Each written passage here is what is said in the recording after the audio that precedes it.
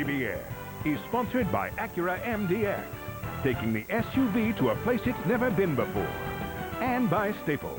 Staples has everything you need for your business at great low prices. In Vesco Field at Mile High in Denver, Colorado, along with Phil Simms and Armin Kateyan. Greg Gumbel, Happy New Year to you and yours from all of us here at CBS Sports. The Raiders, 5:31 to play at their own 30-yard line.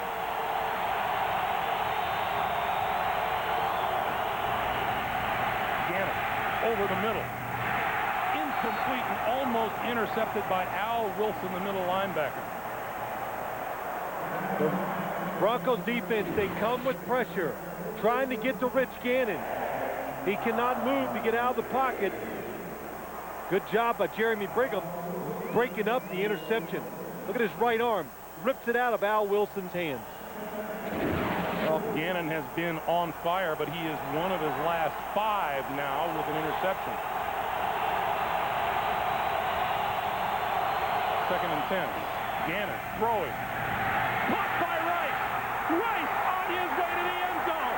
Penalty marker is down in the backfield.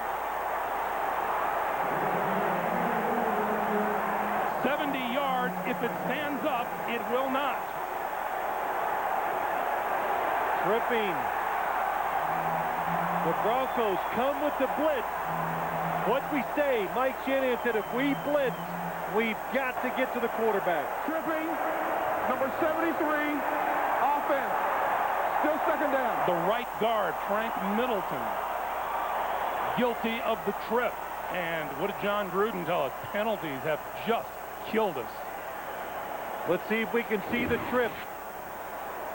It's on your left side. Oh, you could, there it is, Frank Middleton. You could see he sticks out his right leg and knocks down Kanoy Kennedy, number 28. So the line of scrimmage is the 20-yard line. Gannon with time throws a bullet. And it is incomplete, intended for Tim Brown. 3rd and 20. I'll tell you what, it's going to make it hard for the Broncos to blitz again after what they saw happen the play before.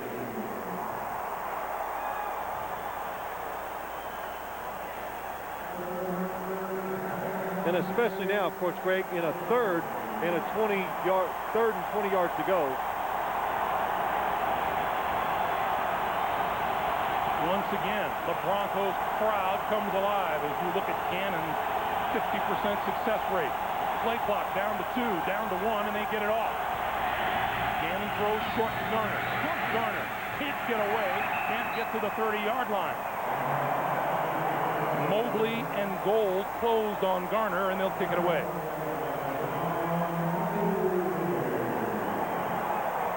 Well, what you're getting down to now, 1 possession most likely left for the Oakland Raiders. The pressure goes to their defense. Can they stop the Broncos offense fast enough to give their offense a chance? Leckler to kick it away back at his own 20. Low snap. Leckler gets away a low kick. And it bounces out of bounds short of the 30-yard line. We remind you tomorrow, CBS Sports rolls into bowl season. Taylor Stubblefield leads Joe Tiller's Purdue Boilermakers against Jason Gesser and the Washington State Cougars at the Wells Fargo Sun Bowl. That's tomorrow, 2 o'clock Eastern time here on CBS. Good. I need a game to watch tomorrow. You know, we got to reschedule football. We need a game every day. Yeah, my wife would love that. Well, she would. Well, you'll be calling me in July. Where's the football? When there's a game every day, she doesn't have to talk to me. You know, see, it works well for both of them. Griese's going to throw. Quick slant. Incomplete, intended for Rod Smith. And Eric Allen closed on Smith. It'll be 2nd and 10, and we go to Jim Nance in New York. All right, out at San Diego, the Chargers drive, stalls inside the 30. They bring out Steve Christie. He connects. from 41 yards. He's 4 for 4 on the day. 3-point Seattle lead with 10 minutes to go. Meanwhile, the Giants have taken the lead on the Eagles on a Ron Dayne 16-yard run and a 2-point conversion. They lead 21-14 with 2:20 to go. Let's go back to Greg and Phil. All right, Jim, don't you love this time of year? Man, the games are all coming to the wire. Awesome stuff. On 2nd and 10, the give is to Davis, and Davis is dragged down at the 30 by Grady Jackson. No gain on the play, and it'll be 3rd and 10. Now, you know, on one side, we were talking about what do the Broncos do on defense, Greg?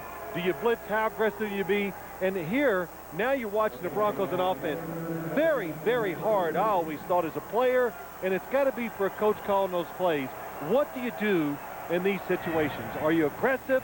Do you try to pull back a little, not take the chance? And even tough for a quarterback sometimes to stick a throw in there because he knows right now we're winning. You have ball-hawking Pro Bowl defenders in the Raiders secondary. Pass out here is complete to Montgomery. Montgomery across the 35 and is wrestled down at about the 37-yard line, and that will force the Denver Broncos to punt. Yeah, Mike Shanahan, the look says it all. What would you give for a first down in this situation? Well, not only, yeah, that's right. Just give me 1 first down. Now, Rich Gannon, 3 timeouts, everything at his disposal, and also he knows as a quarterback, I probably have 4 downs to work with now. And you know, you've got an angry Rich Gannon to deal with here, too. He is, let me tell you, he is maybe the best 2-minute quarterback in the league. High floating kick. Tim Brown falls for the fair catch, and he makes it at the 20-yard line. 42-yard punt and no return. And for the best NFL coverage on the net, including expert analysis and live scoreboards, go to cbs.sportsline.com. Your AOL keyword is CBS Sportsline. Let's go down to Armin. Greg, you guys talk about anger. Well, the frustration's definitely coming to a boil down here on the Raiders sideline. Greg Beaker, just before he went on the field, slamming his helmet into the seat he was sitting on, and then during that last series, several Raider players screaming at the officials over what they perceived as missed calls. Back to you. All right, Armin, what you're saying is just another day in Raiderland. Well, anywhere. You know, it's an emotional game. It's okay to show those emotions on the sidelines sometimes. It just shows you care. Charlie Garner. Run out of bounds at about the 23-yard line by Bill Romanowski. We talked about how Mike Shanahan would have loved the first down. The last Raiders first down came with 6:08 to play in the 3rd quarter.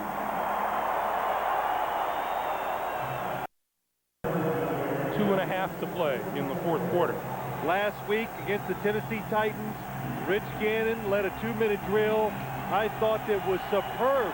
They gave him a chance to tie the game on a Janikowski field goal, and he missed it. Well, here comes the blitz. Gannon goes deep. Incomplete. Jerry Rice shadowed down the sideline by Jimmy Spencer. Well, let's look ahead. You got 2 minutes, 8 seconds to go. You have all 3 timeouts. If you don't pick up the 3rd down, what do you do? I think considering where you are on the field, you kick it away and hit your defense. I think I got to wait and see situation. If it's 4th and a yard less, maybe they go for it.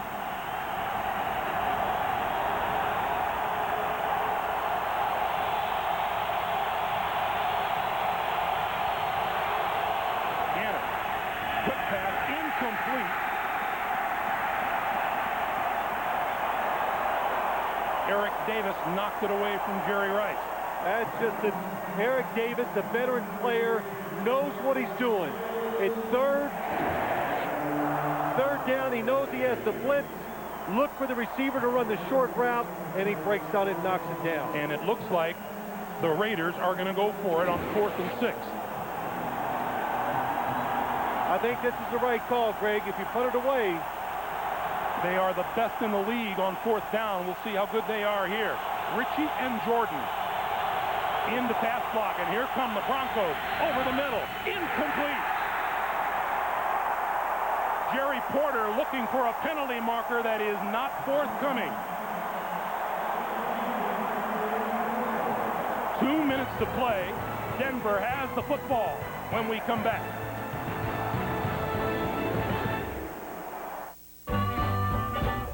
Our specials display lamb chestnut and samosa. How about a brisket? One of the great dishes we serve in the fall. It's a roasted squab with fall vegetables, and it's just great this time of year. The special today is pizza. We have a hanger steak, we have a grilled salmon, a grilled tuna. We have apple pie. Very, very low fat. The comedian.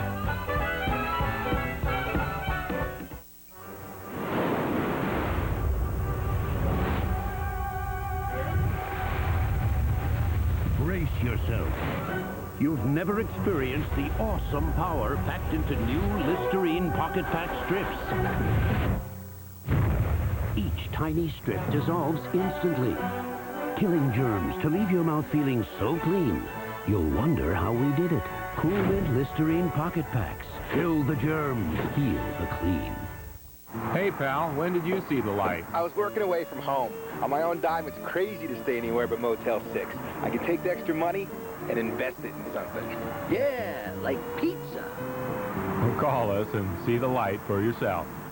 Extra soggy, extra crispy, double squirted for extra gloppiness, double breaded for extra crunchiness. Yummy! Droopy. Lunch? Get a 12-piece super bucket of KFC Extra Crispy for only $9.99. There's fast food, and then there's KFC.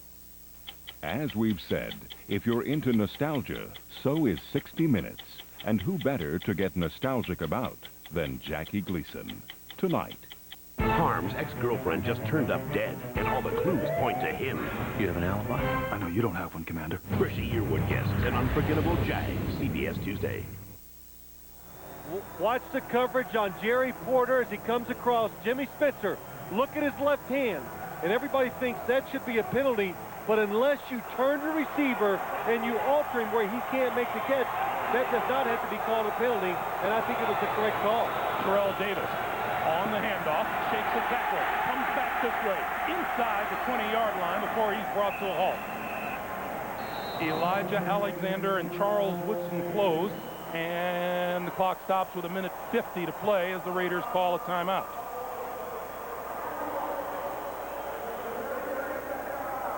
Those of you expecting to see 60 Minutes, you're watching the NFL on CBS, the game between the Raiders and the Broncos. Greg Gumbel along with Phil Simms and Armin Katayan. Denver leads by a score of 20-17. And we remind you 60 Minutes will be seen immediately following this game, except on the West Coast. 1:50 to play. Denver with the football at the Oakland 20-yard line, and each team with 2 timeouts remaining. Yeah, a couple things, Greg, just to go back to that play, which is so big, 4th down. Again, as a defensive back, you can put your hand on the receiver as long as you don't alter him or turn him where he can't make the catch. And look at this situation right here. If Brian Griese fakes a handoff and keeps it on a run, he's going to pick up a 1st down. The Raiders are chasing the football. 2nd and 5. And Griese holds onto it, and it goes down at the 31-yard line. 1:45 to play here in the 4th quarter. A loss of 11 on that play creates a 3rd and 16. The Denver Broncos with a 3-point lead and the football, although Rich Gannon has had a terrific day throwing with 28 out of 38 for 255 yards, but he's had a horrible 4th quarter where he's completed just 1 out of 7 for 9 yards, and he's thrown an interception. Now, you know what? Do you think I was wrong on what I said? If Brian Griese keeps it, he's going to be... But it wasn't a keeper. It was a play-action pass. They knew the Raiders were playing that type of play if it's a pass. It wasn't a sellout run and a quarterback blind keep. So that's why the Raiders were in position to tackle Brian Griese for a loss. Oakland with 1 timeout remaining. Denver has 2. You didn't answer my question. You really think I was wrong. I was going to say that's a horrible play if you've got 2 Raiders standing out there waiting for you. Yeah, but it was a play-action pass. It's a big difference. Rod Smith in motion on 3rd and 16. Griese with a quick drop and throws out here. Complete to Scotty Montgomery, and Montgomery inside the 25-yard line. What a catch. And that'll bring Jason Elam in the field goal unit on. What a catch. Makes the Raiders use their last timeout. Look at this. Torrey James, number 20 at the bottom of your screen.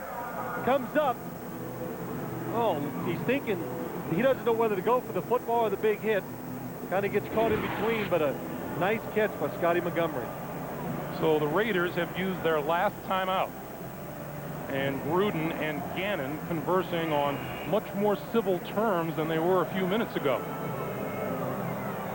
John Gruden says, you know, when you deal with Rich Gannon, you gotta get a full night's sleep.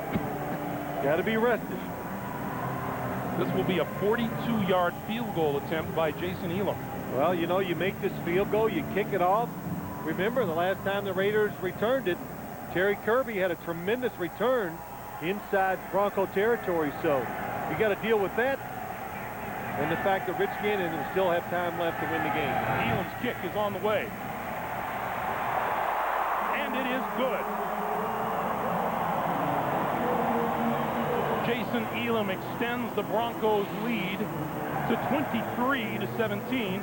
A minute 32 to play here in regulation. And here's how we got to this point. Gannon, lots and lots of time. Two rushers, throw to the corner, is caught for the touchdown. Griese right up the middle to the 5, touchdown. Gannon still has it, throws, end zone, it is a touchdown.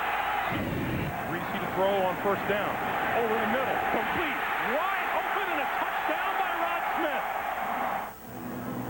Add a few assorted field goals, and you get 23-17 with a minute 32 to play. And both Gannon and Gruden scan the play charts for something that'll work in the last minute and a half of a game. I like listening to the game summaries, Greg. Just listening to you.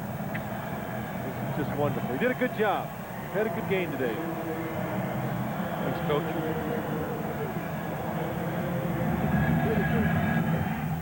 Elam kicks it away. Kirby looking for a good return. 20. And down at the 25-yard line. And we'll remind you tonight, if you're into nostalgia, so is 60 Minutes. And who better to get nostalgic about than Carol Burnett? And then Arnold Schwarzenegger and Vanessa Williams star in the action-packed thriller Eraser. That's coming your way tonight here on CBS. So Gannon and the Raiders 75 yards from the end zone and no timeouts.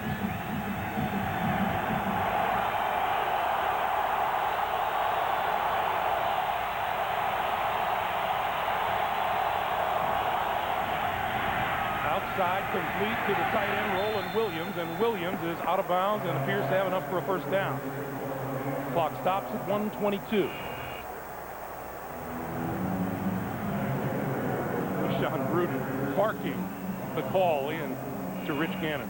Yeah, we saw or heard John Gruden at halftime was hoarse, so I'm sure it's taken a lot of effort for him to yell these plays in.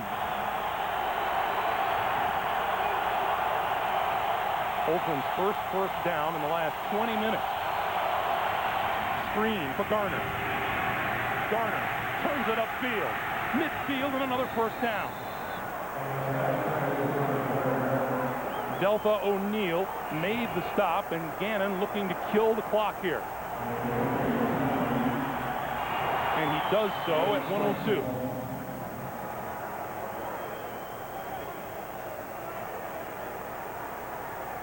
AFC playoffs.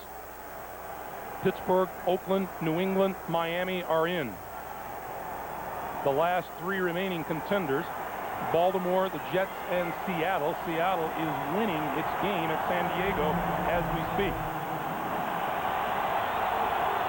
50 yards to go, 62 seconds on the clock.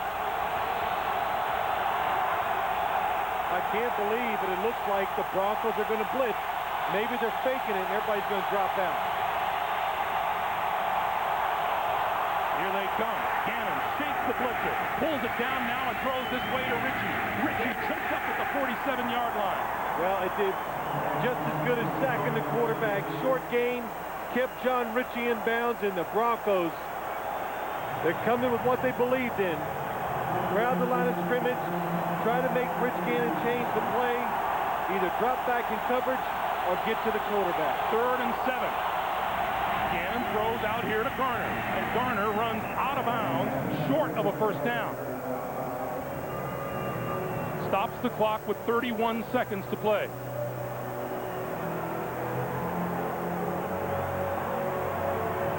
I think you call a play, of course, you want to pick up the first down. That's the most important. You spike the football, and when you do that, it's going to give you probably 2 chances to throw it into the end zone. 4th and 2.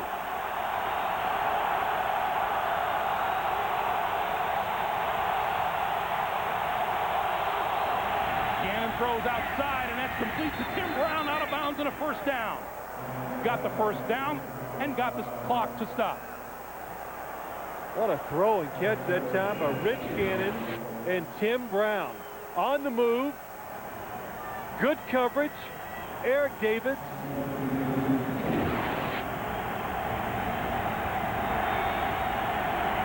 The line of scrimmage, the Denver 37. Field goal will not do the Raiders any good. Gannon pump fakes one side, throws the other way, and out of bounds is Jeremy Brigham after the catch. 11 yards on the play, a first down. We saw a game earlier today, the Jets and Buffalo. The Jets were out of a timeout, and a pass to the middle of the field absolutely killed their opportunity. Yes, in practice, it usually takes about 10 seconds to get up and kill the football, Greg. But in reality, in a game, it takes longer. Oakland could throw one more ball inbounds, but that would be it. It would give them just enough time. They spike the ball, kill the clock, and throw one in the end zone. 26-yard line. Same play other side. Gannon throws far side. Jerry Rice complete and out of bounds right at the first down marker. Looks to be about a half-yard shy of a first. Boy, another good throw by Rich Gannon.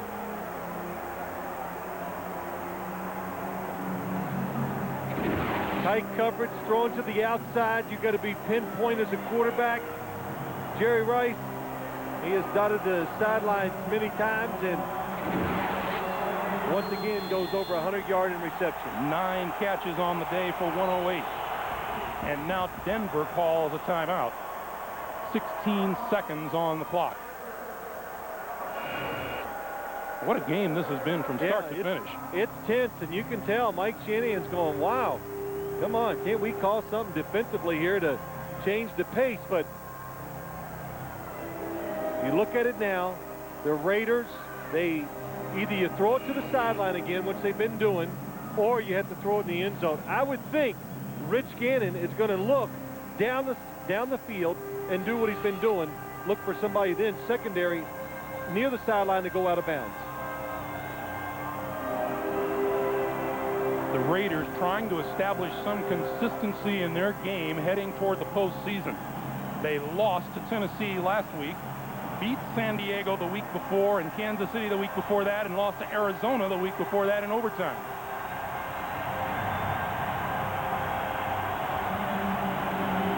Second and 1. Gannon 7 out of 8 throwing on this drive.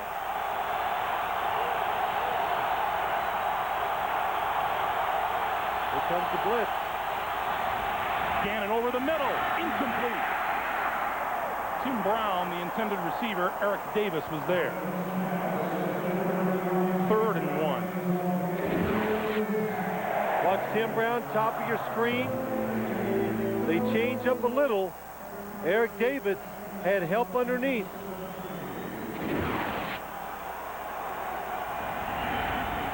Third and 1. 12 seconds on the clock. And you would doubt that the Raiders can afford a completion inbounds here. Gannon for the end zone. Tipped it incomplete. Eric Brown tipped it away from the tight end, Roland Williams. And it comes down to this. Rich Gannon knows he's not open. Just tries to stick it in there before Eric Brown can come up and break it up.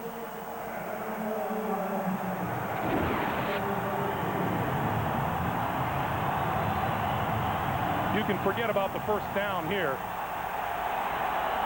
But the Raiders really needed a touchdown unless they get a quick out.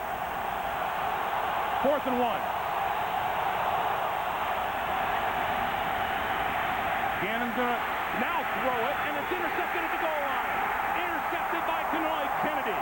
You could see the indecision in Gannon, who thought he might run it, knew he didn't have a chance to stop the clock if he didn't make it, and threw it, and it was picked off. This game pretty much tells you what rivalries are all about in the National Football League. The Oakland loss means that the Pittsburgh Steelers clinch the top seed in the AFC. Rich Gannon will step up. No pressure in the middle. He's going to run. He goes, no way. You're not going to make it if you run. Takes a chance. Heaves it in the end zone, and it's intercepted.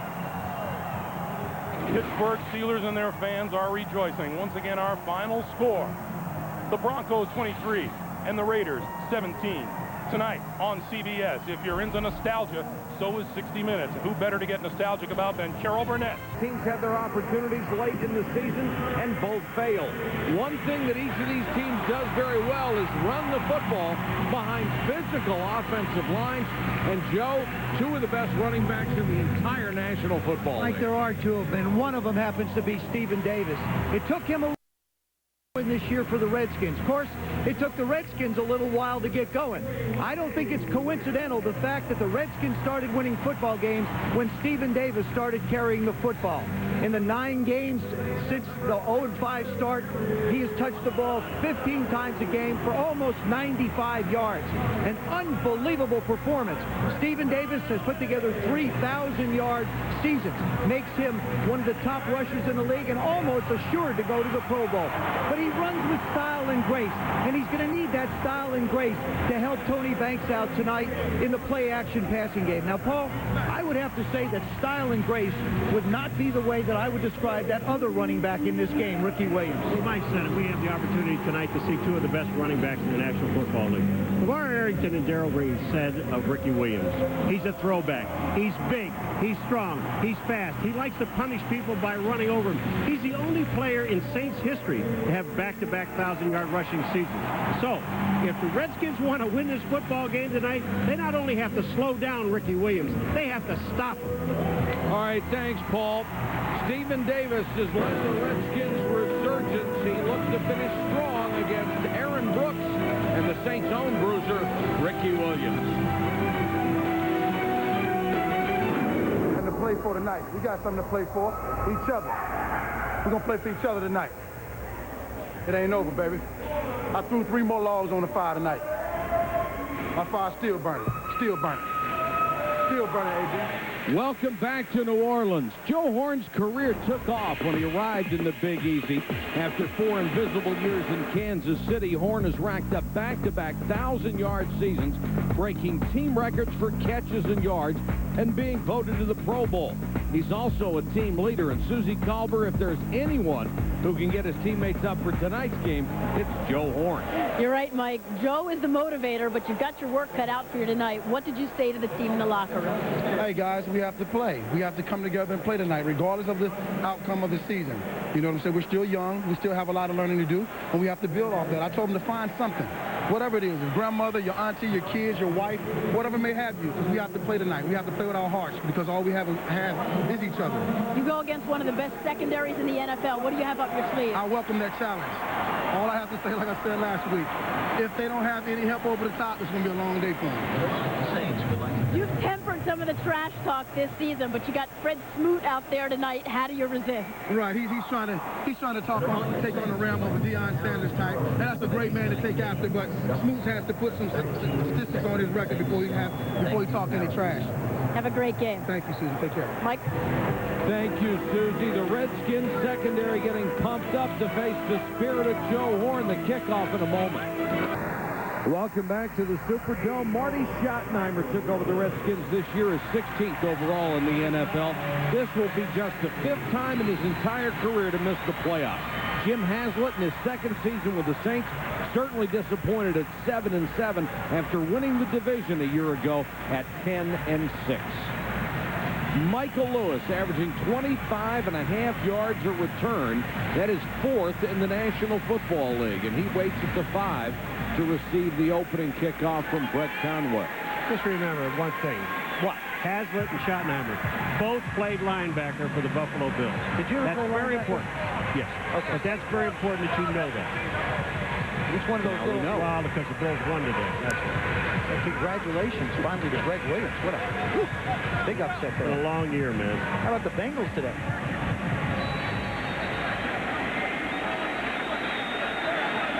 We are underway in the Big Easy.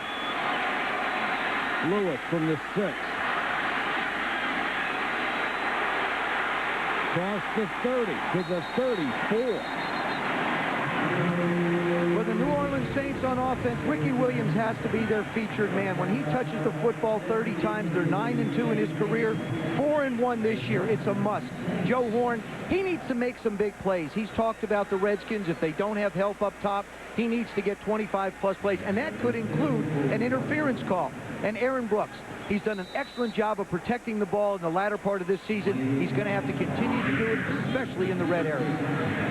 Aaron Brooks, 6th in the NFL in yards. Quarterback rating of 82.8 puts him right about in the middle of the pack.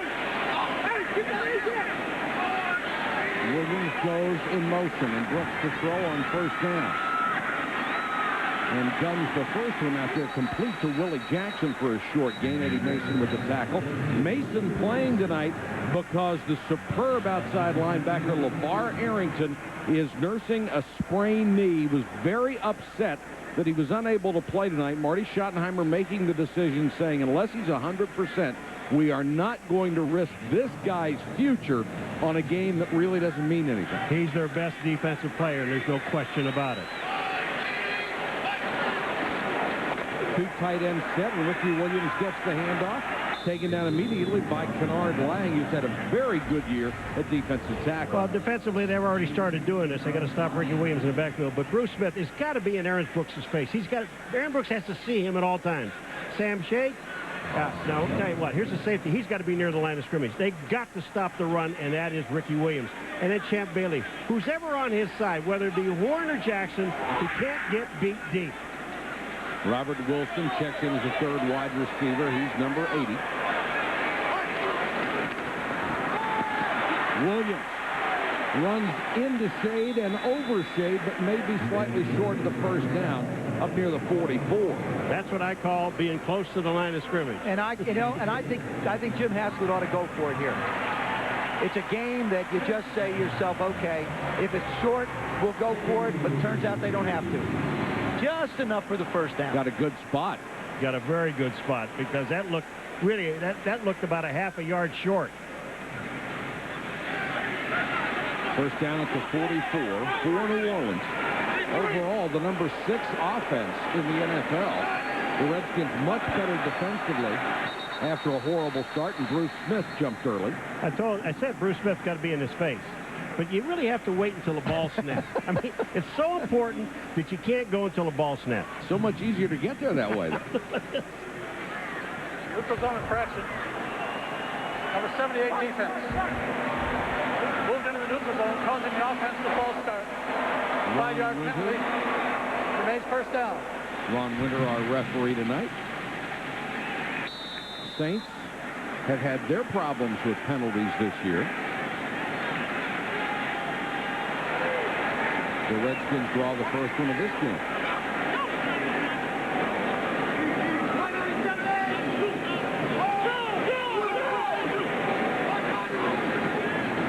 Ricky Williams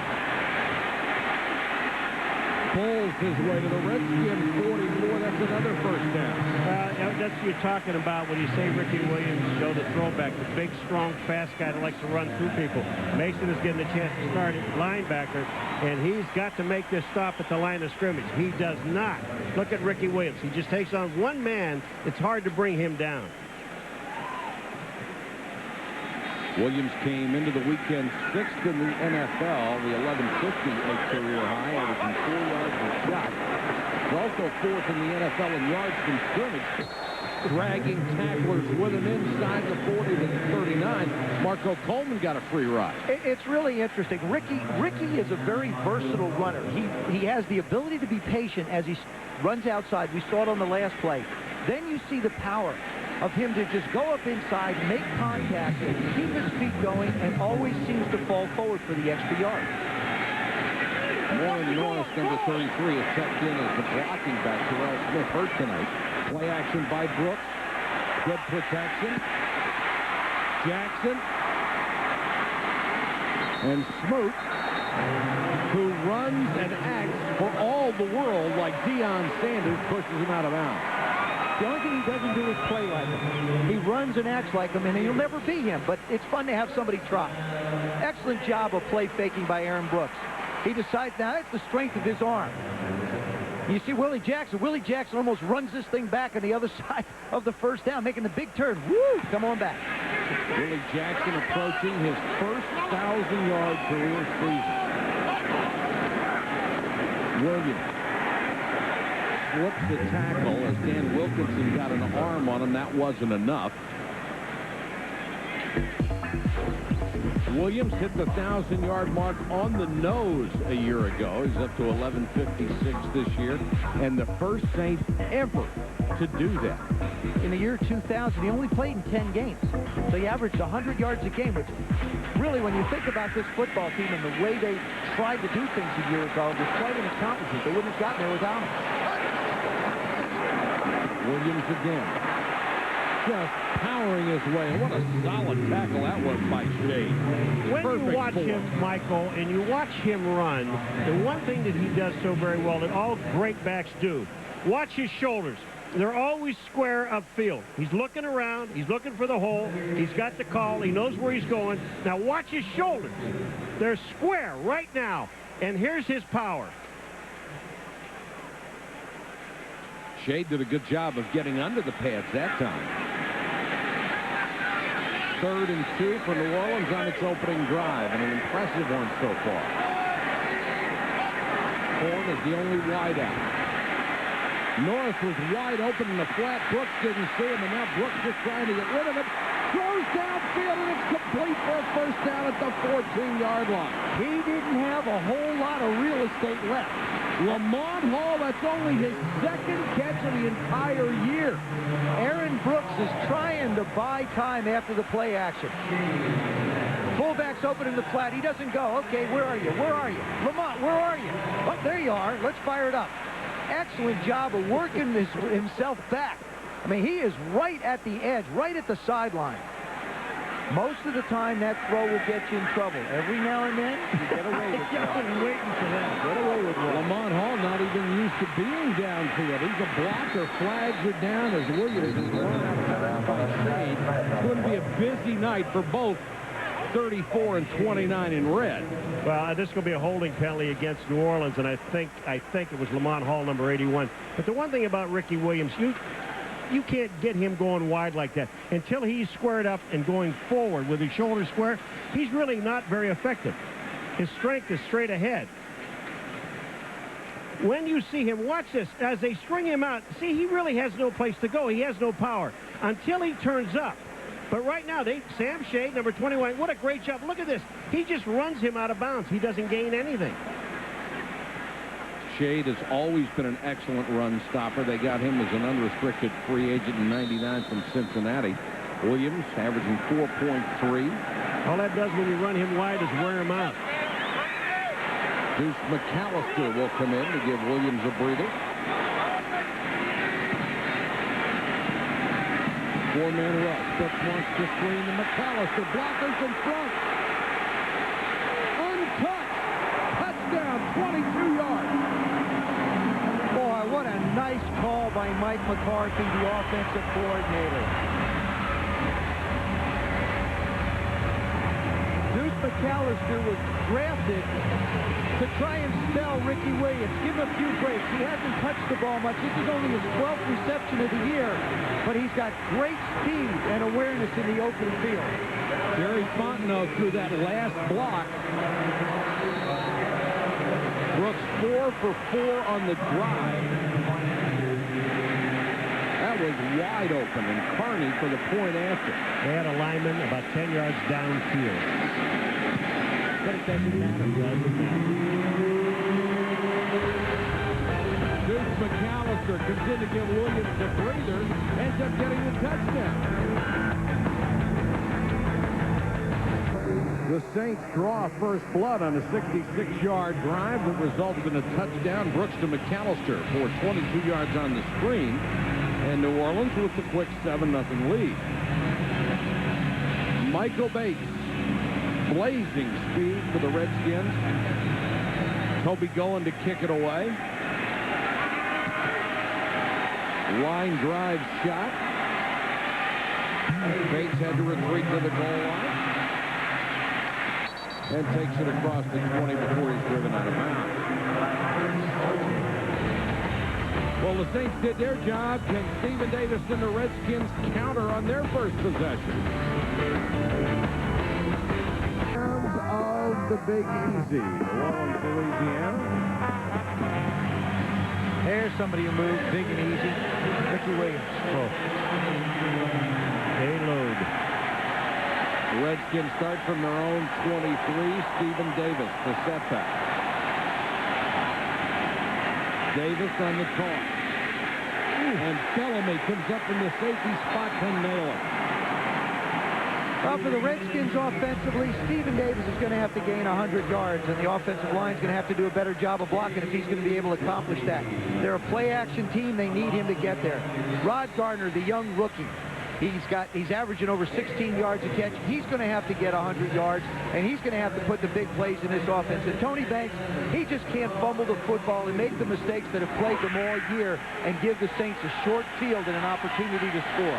Banks has never been a terribly accurate passer. This year he has the lowest completion percentage in the National Football League. Davis across the 25. This will bring up a 3rd and long, which is something the Redskins don't do very well. Well, we just saw when the Saints had the ball, Ricky Williams, what a great job he's done. Stephen Davis, how about this guy? This guy can play some football. The thing, he's a big back, but he's got very, very quick, agile feet.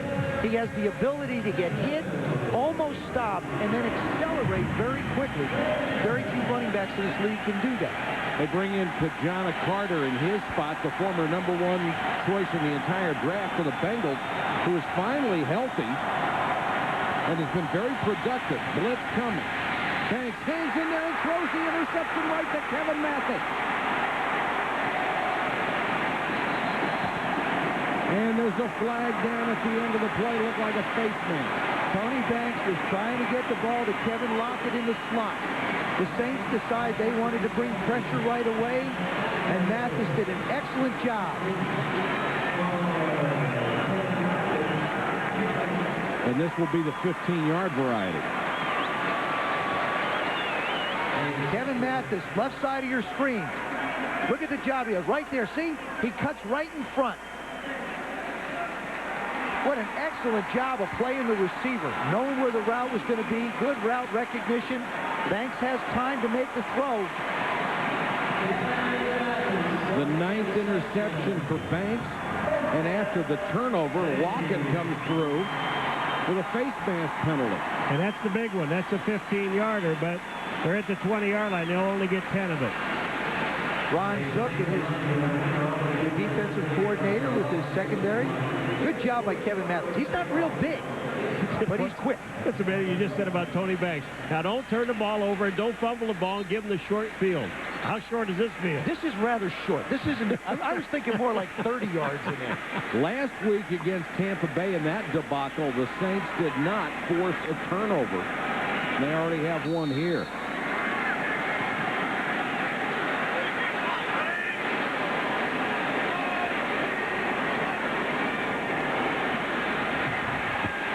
Hit to the corner and too high. Intended for Horn. He was covered by Champ Bailey.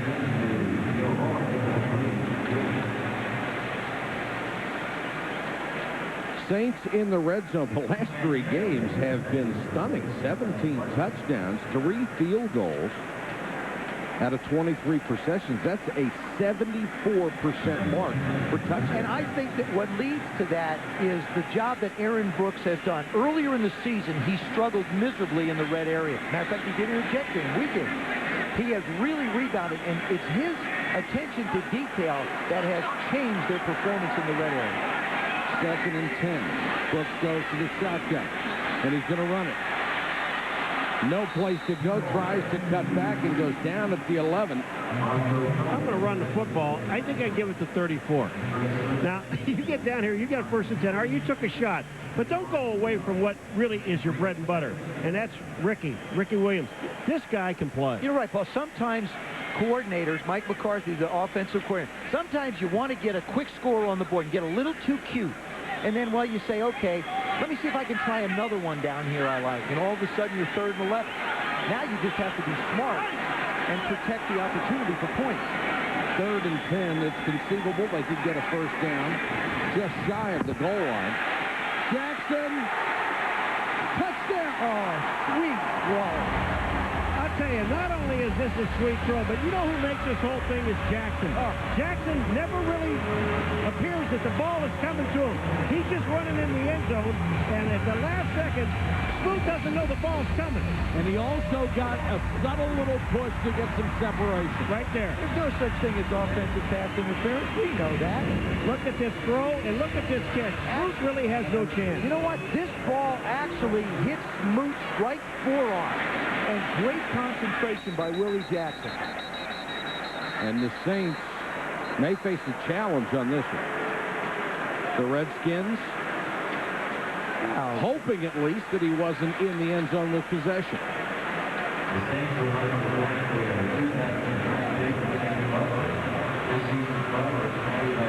Watch this ball. 1 foot. No. This could be an excellent challenge by the Redskins. I'll tell you the other thing about it, he doesn't have total possession of the football. Didn't look like the ball is sliding down. Watch the ball. The ball, really, he's never had total. There's the ball sliding down. He's not in either. Excellent job by the coaches upstairs communicating with Marty Schottenheimer. If you want to cast your vote, log on to ESPN.com or NFL.com. Click on ETV, and you can vote whether this should stand or be overturned. Ron Winter is currently making the decision. Two things happen. He doesn't have control of the ball. He's not in bounds. But I can't wait to see the votes. I want to see this one. Should be 100% overturn it. Never has been. Let the play stand 35%. What are you watching? They're watching from New Orleans. You know what? They're calling in, but they're watching a movie. Look at this. 1 down, and he doesn't have control. Oh, yes, he does. No, he doesn't. Yeah, he has control. From the other angle, you can see the ball coming down. I think he had control of the ball by the time the first foot was down, but the second was clearly out of bounds. All right, from this side. Now watch the ball. Does he have total control? The ball hits him where the 8s are. See where the 8s are? Now watch where the ball is. He's trying to bring it in, and the ball is sliding down. See the ball? Look at the ball. It's up against his body. Well, Mike? He's not Michael. Who do you think Mike? Who do you think Mike? Well, the ball control might be close, but the other foot's out of bounds, so it's a moot point. Yeah. Smoot. No, moot. Smoot. That's the point. They're overturning it anyway. They have to. When they say all said and done, that's a heck of a throw by Aaron. Oh, it was beautiful. That ball was placed perfectly. After doing the play, the receiver came down out of bounds with the 2nd foot. The pass is incomplete. Makes it 4th down. Washington is not charged with a timeout. Well, I don't know if I'm taking the credit for that, little Freddie, to be perfectly honest with you, but I give the credit to the coach for challenging it. Joe, that's one of those deals where a guy gets beat solidly, and the guy drops the ball in the end zone. The guy comes out high-fiving the defensive guy. Wait a minute, you didn't do anything. But this, I'll tell you what, though, Smoot ran to the corner. So a successful challenge by the Redskins. They do not lose the timeout. And that's going to force a field goal try from Carney, who's been brilliant this year. He's only missed 3. 2 of those were blocked. The other was missed from 48 yards. Oh, Mr. Kiss of Death. Not on this. This is a chip shot. Extra points on chip shots. When you put the whammy on somebody, I hate giving guys stats for this and looking forward to ACC basketball in a couple of weeks on free throws. Yeah. They just kill these guys. No, they don't. You do. Carney. This is from 29.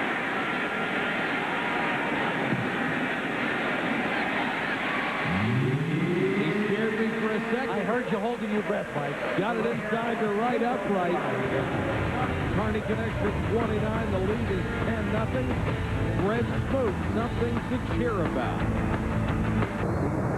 Looking at the Mississippi River. Just beautiful down here in New Orleans. Oh, the Mississippi was flowing today. Very high. Joe, high, and she was muddy today. Joe, it flows every day, Joe. It was flowing hard. Bates deep again. Shorter kick this time. Running start at the 10. And can't get past the 23. Tony Banks has turned it over to give the Saints another score. They're up 10-0. Skins and the Saints, 10-0 New Orleans with 6:01 to go first quarter. Tony Banks brings out the Redskins offense. 31-42 as a career starter with 3 different NFL teams. Never got to start in Dallas. Was designated the starter. Didn't work out.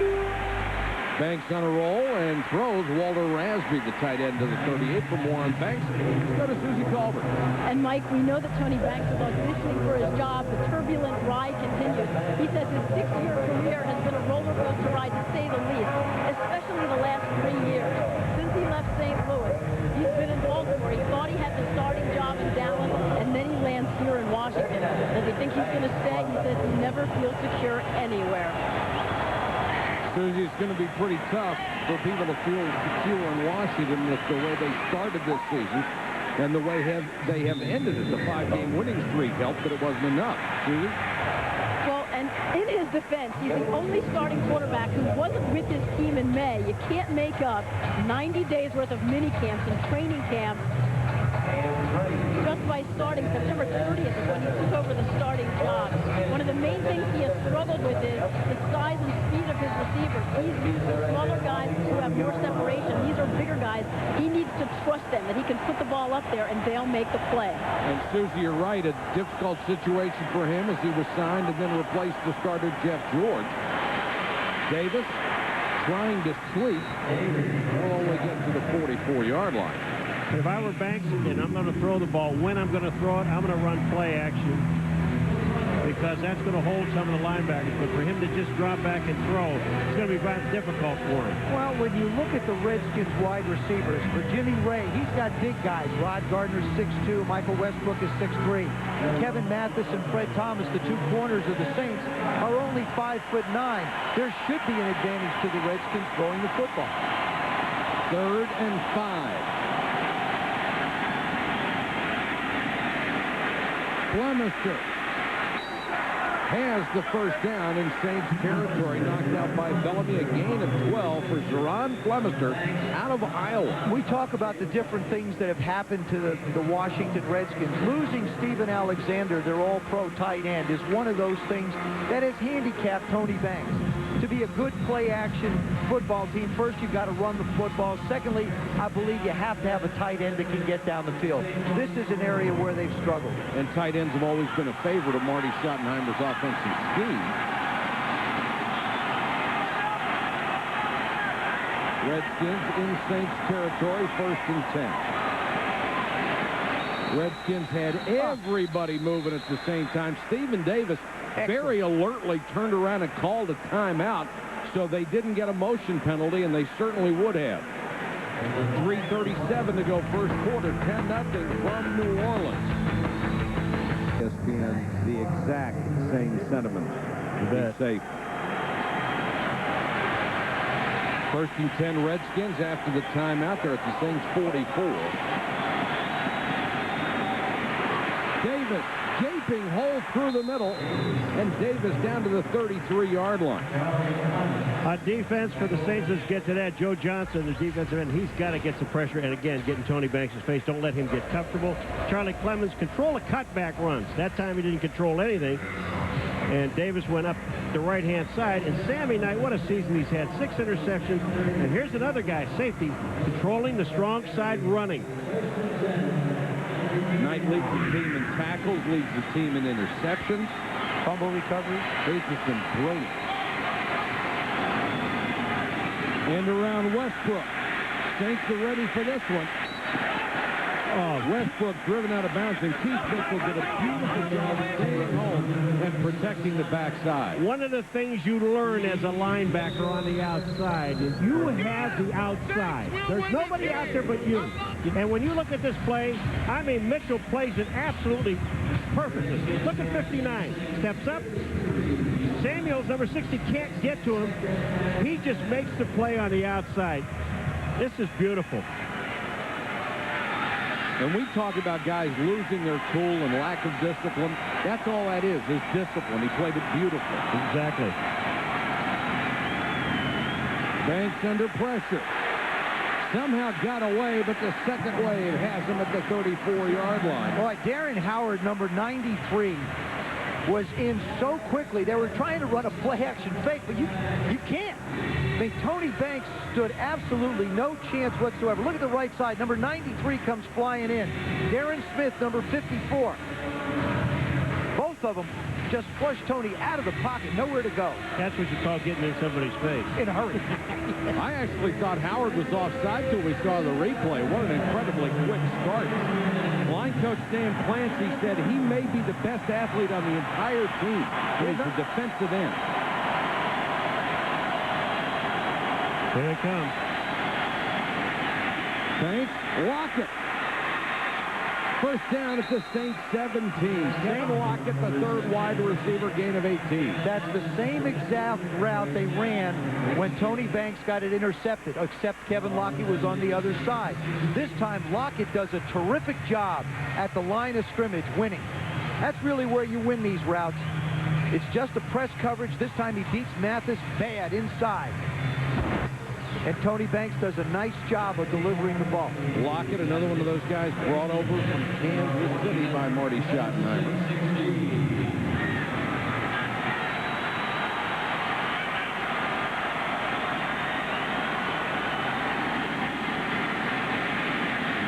Banks out in the flat this time. Donnell Bennett. Keith Mitchell was there and then got some help from Kenny Smith. You know, you look at Keith Mitchell, we saw him on the other side stop a reverse coming his way. Now on this side, they throw a little flat pass. And here again is discipline. Michael, you have to be able to get yourself in a football position to make the play. Now watch this. He makes sure he makes contact, first of all, with Bennett.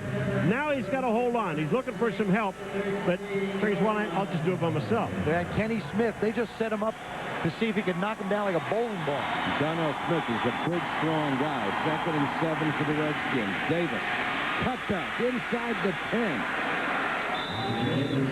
They need to get to about the 6.5 for a first down, and they'll be shy of that, bringing up a 3rd and short. So New Orleans owned the first quarter. They get a touchdown and then a field goal off the Tony Banks interception. And that's the end of the first quarter with the Saints leading the Redskins 10-0. Down on the Bayou, the Saints have marched in. They lead 10-0 early. 3 times, that's worst in the league. 12 touchdowns, that's worst. And their touchdown percentage is next to last. And if you'll recall last year when Tony Banks was a Baltimore Raven, this was the one area where they struggled. They went through a stretch last year, the Ravens did, where they didn't score an offensive touchdown in 5 consecutive football games. And Tony, unfortunately, was captain of the ship at that time. He just has to take his reads down here and let the ball fly. Give it to Stephen Davis. 3rd and inches. Davis. First down. lowered the shoulder and hammered ahead. It's really. I should be an offensive coordinator. I don't know why you're wasting. I don't know why you're wasting your time up here with us. I mean, your talents could be farmed out all over. You could be a consultant to offenses. Stephen Davis, such a unique, nice running style, real quick, but he gets down close. You've seen the decline in rushing touchdowns, and this, I believe, is the fact that they are a very ineffective team throwing the football in the red area. If you can't throw it, obviously it doesn't open up the opportunity to run against 7, possibly 8 defenders. First and goal, Davis powers his way in. Still waiting for the signal. He is laying in the end zone. What is there to talk about? Somebody's got to put your hands up. Please put your hands up. Put your hands in the air. The near side linesman signaled touchdown. The umpire and the other linesmen are still talking about it. Here comes Stephen Davis. Look at this. Look at this power. Now, he gets himself squared up the field. What they were looking at is where his knees went down. See, his knees are down about the 1 yard line. But where the ball was over the line. Was over the line. So often we talk about great runs of these long 80-yarders. That was such a wonderful job of Stephen Davis just picking his way through the traffic for the touchdown. And they ran over the right side. Matt Campbell in there for the injured Ben Coleman at right guard. Pretty good job up front for the Redskins. And they get on the board with a touchdown and the point after by Brett Conway. They've cut the lead to 3. Second quarter from New Orleans. Very much. We'll wait for that. Stephen Davis getting a hug from LeVar Arrington. Extremely disappointed that he could not play tonight. This kid is a rising superstar in a couple of years. He could be the best defensive player in the National Football League. He is unbelievable. Michael Lewis from the goal line. Up the middle. And just tripped up. Looked like Kevin Lockett may have gotten a hand on an ankle. I'll tell you, if Kevin Lockett doesn't catch this ankle, nobody catches Lewis. Oh, man. You talk about speed. Watch this. Look on the right-hand side of the screen. You're going to see him just get tripped up right there because once he gets through there, it's over. Would have been 100 yards. In a hurry. About a little contrast, Mike, when the Saints had the ball the first time, first drive 66 yards, second drive no yards. Washington first drive 3 yards, second drive 76 yards and touchdown. Brooks goes to the shotgun on first down, draw to Williams. For more on Ricky Williams, here's Susie. Mike, I had such a good time talking to him before the game. His attitude's so commendable, considering he hasn't been getting the ball that much because of the last few weeks they've been playing from behind. But he says he's having a good time blocking and catching. He feels so healthy, though. It's frustrating, but he understands. But he's learned 2 key things. Work hard, have fun. You do those 2 things, no matter what happens, you still feel good about yourself. He's a heck of a ball player, isn't he? Oh, man. And there he goes again. Michael, on this play here, you can see the difference that we're talking about. If you run Ricky Williams sideline to sideline, you get nothing. But when you toss him the ball, watch how quick he's centered to go upfield. Here's Ricky. Here's the toss. He got some square in the toss. When he catches the toss, his shoulders are ready to run forward, picks up the first down. That's become a more popular play, the little toss instead of waiting for the handoff. A little more time to see where he's going to go, and they'll whistle this one dead.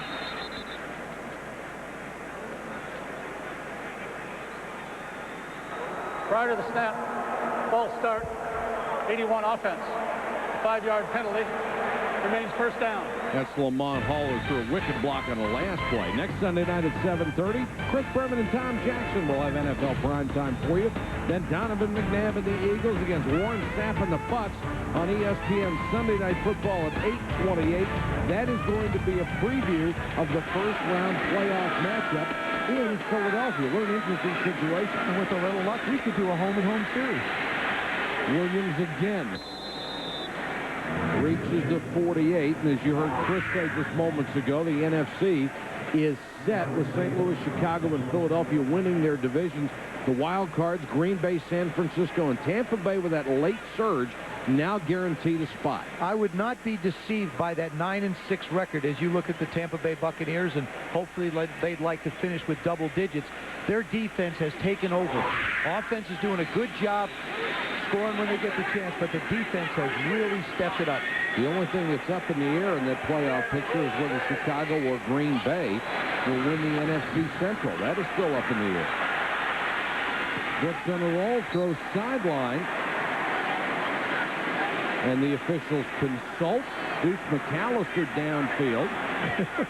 We have 3 indecisions so far in this ball game. They made the right calls, but it's taken them a while. They're going to call. Pass is ruled complete. Inbounds at the sideline and out of bounds. Brooks with a good throw on the move. And Deuce McAllister does a nice job of keeping his feet in and making the play. It's a good job. Nice control of the ball. Jim Haslett didn't even show his football team the film of the Tampa game. He said, I didn't want to see and think that they weren't good because they're a heck of a football team. We just had a bad day. Sometimes that's the best way to do it. Just burn it. As a player, I'm thrilled. I bet they were all happy. Could have been a long day in the film room. Brooks throws underneath to Joe Horn. He's down to the Redskins' 36-yard line where Champ Bailey makes the stop. Aaron Brooks, as long as he has the receivers, and he does in Joe Horn, Aaron Brooks has got a chance to be really special. He's a smart young man, been in a system, was in Green Bay, understands this West Coast offense. You'll notice how he keeps his eyes down the field. Doesn't see the rush, he feels it. And that's key for a quarterback.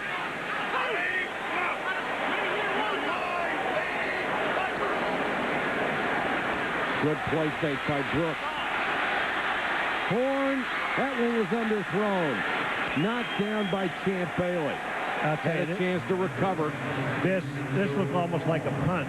I mean, that ball hung up in the air. It was first of all, it was thrown too late. That's it. And Horn was open. Watch when you see Horn go across the middle. There's Champ Bailey, number 24, chasing him. The ball should have been in the air. Now it gives Champ Bailey a chance to react to the ball. Look at this. That ball just hangs. Also gave Shade a chance to come over from the safety spot.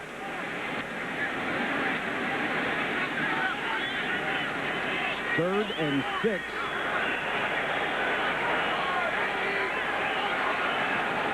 Four-man rush. Pocket breaks down, throws underneath. Jackson makes the catch. They give him his forward progress just inside the 30. That should be a first down. This is what Aaron Brooks can do for you. He throws this ball going backwards, but he has such arm strength that he manages to get it up the field and get enough for the first down to Willie Jackson. But he's going backwards, buying a little bit of time. Look at him going back, and then just wings it out. That's his arm strength. I believe that he'll work on his mechanics of ball position.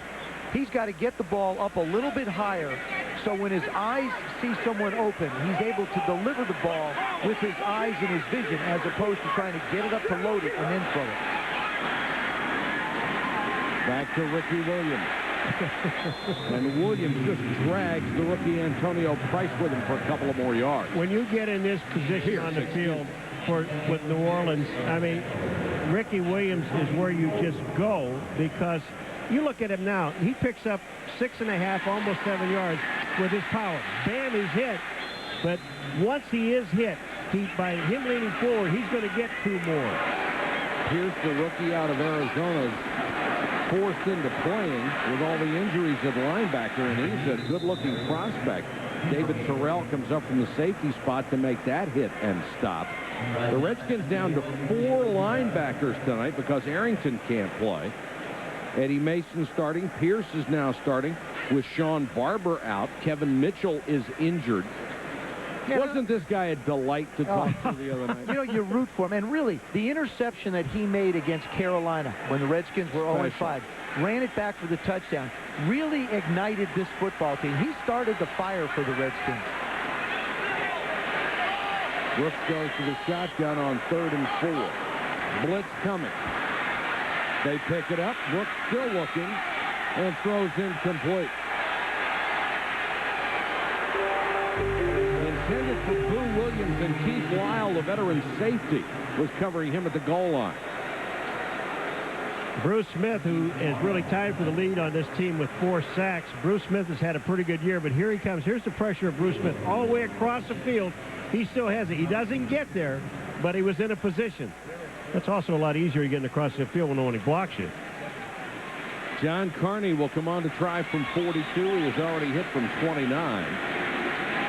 And he's now 27 of 30 this year.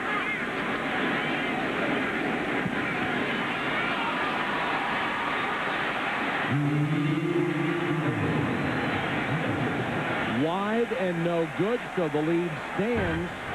New Orleans on top of the Redskins. Being a unique blend, Cajun, Creole, African, and Indian influences. Oh, boy. Man, I love heartburn. There's a bowl of it. I love it.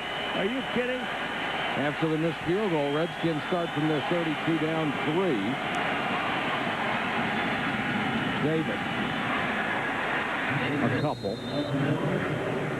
Stephen Davis, for a big back, for a back his size, 235, he has great explosion as he comes out of his stance. But also, you give him a little crease, and he's going to take it right up the middle and be gone in a hurry. Got excellent acceleration, speed, vision. So far, the Saints with a slight edge in the numbers, especially in the passing yards. Davis again. Gets to the 39, about 3 yards shy of the first down. Take a look at our game track with the Saints up 3-0. Stephen Davis, 32 yards on the ground so far. In what figures to be a bruising game, Ricky Williams has already rushed for 50 for the New Orleans Saints. And Brooks may have made the difference. 7 out of 11, 68 yards, and the score for New Orleans. Brian Johnson in as a blocking back for Davis.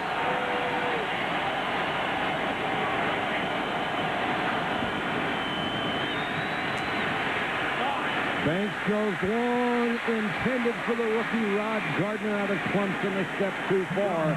Kevin Mathis with the coverage. Kevin Mathis has been up to the challenge. He really loves going against big guys. You know, bring on the big guys. He's fine with it. This time he runs step for step.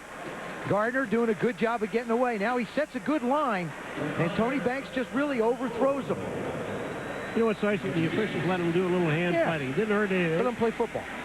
Barker on to kick to Wayne McGarity.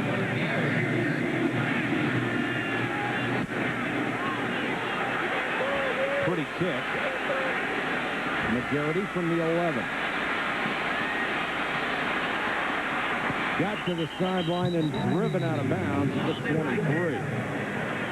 Solid hit by Ifeanyi Olalete. So that, say a flag? Return of 12 after a beautiful punt of 51.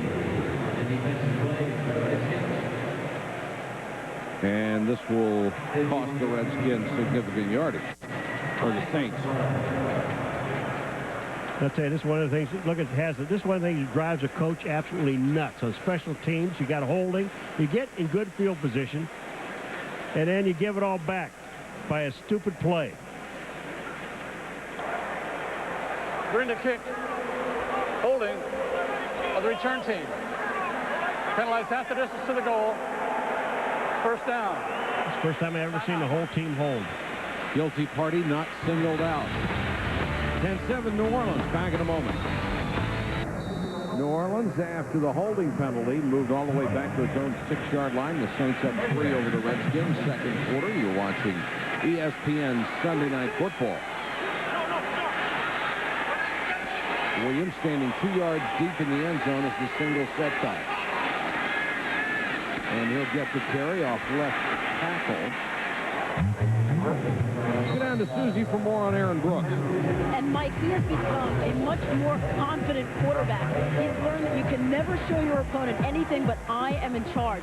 It's the way he carries himself on every play. It's always on display.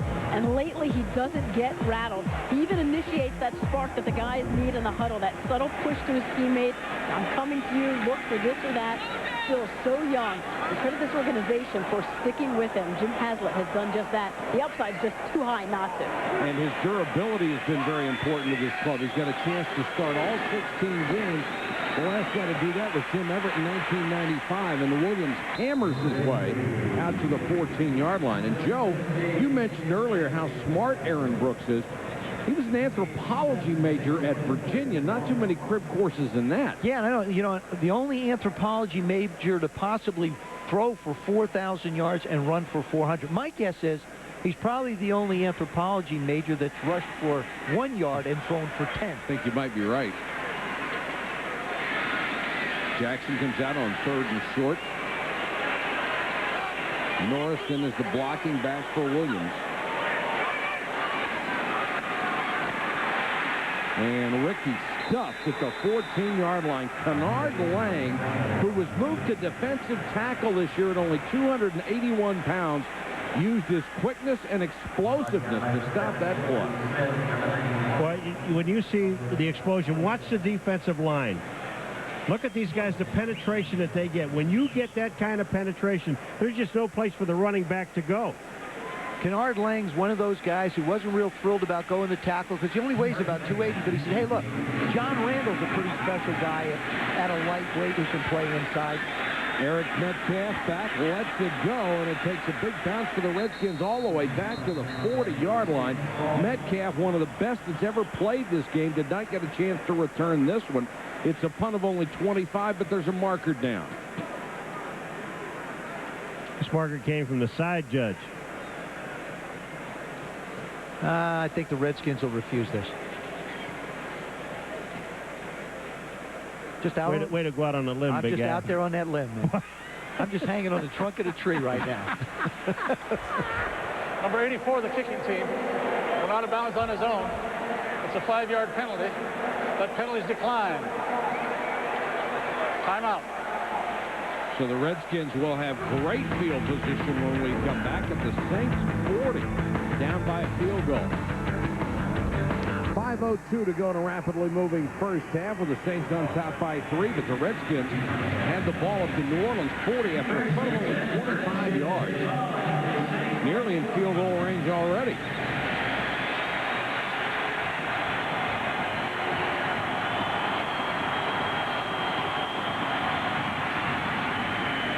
Davis inside the 40. Take a look at that Redskins offensive line. They lost Keith Smith and Trey Johnson in the offseason. Samuels has started all 15 games, as has Dave Zott, picked up from Kansas City.